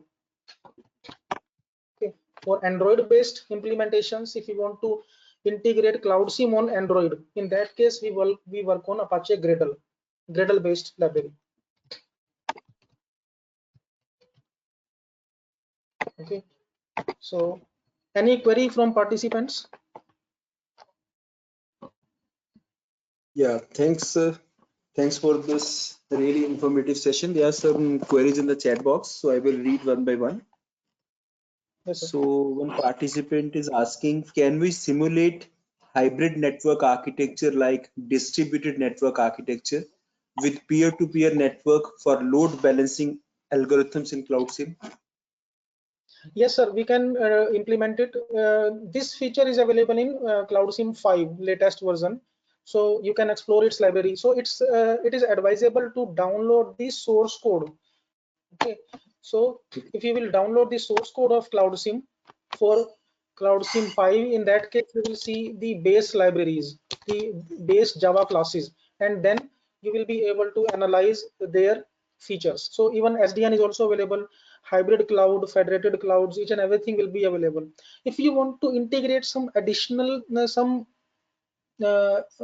test bed, if you want to make integrate some actual gadget or actual device, in that case you can explore Contiki Kusa. Contiki Kusa can also be integrated with this. That is another platform for simulation. Okay, sir. So next one is, can we use CloudSIM simulator for network virtualization research? Yes, sir. In CloudSIM 5 it is available. In CloudSIM 3 it is not. But for network-based implementations, it is advisable to use CloudSIM as well as Contiki platform. So you can explore contiki.org. Contiki Kusa. Contiki Kusa.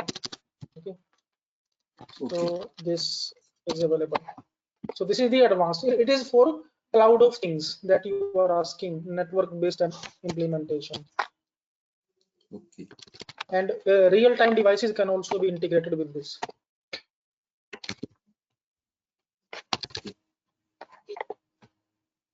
So another one is that, can we use CloudSIM simulator for vehicular communications?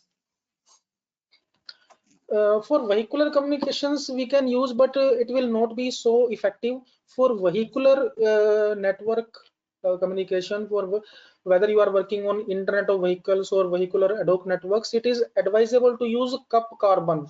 Cup carbon is the simulator. I am showing you that cup carbon. It is also free and open source. Okay. And it is specialized for vehicular networks. Carbon, smart city and IoT and vehicular networks. It will give you the simulated way that vehicles are moving. One vehicle is transmitting data to another vehicle like this, and it will give you very effective, very attractive interface. This is cup carbon simulator. It is freely available. So this type of interface you get in cup carbon, and here you will see in running that one car is moving and one truck is coming. They are sending data. Some toll plaza is there. So very attractive interface you will find in cup carbon, and it is specialized for IoT, cloud, and more specific to vehicular networks. Okay. So the last query is, can I use CloudSIM to monitor performance of Hadoop cluster? Yes, you can use it. In that case, you will have to integrate additional libraries. So Cloud Analyst and Grid SIM is required to be integrated. Not only Cloud SIM. So integration of multiple platforms is required. So Cloud Analyst will be sufficient and Grid SIM will be sufficient for that. Okay. So participants, any other query?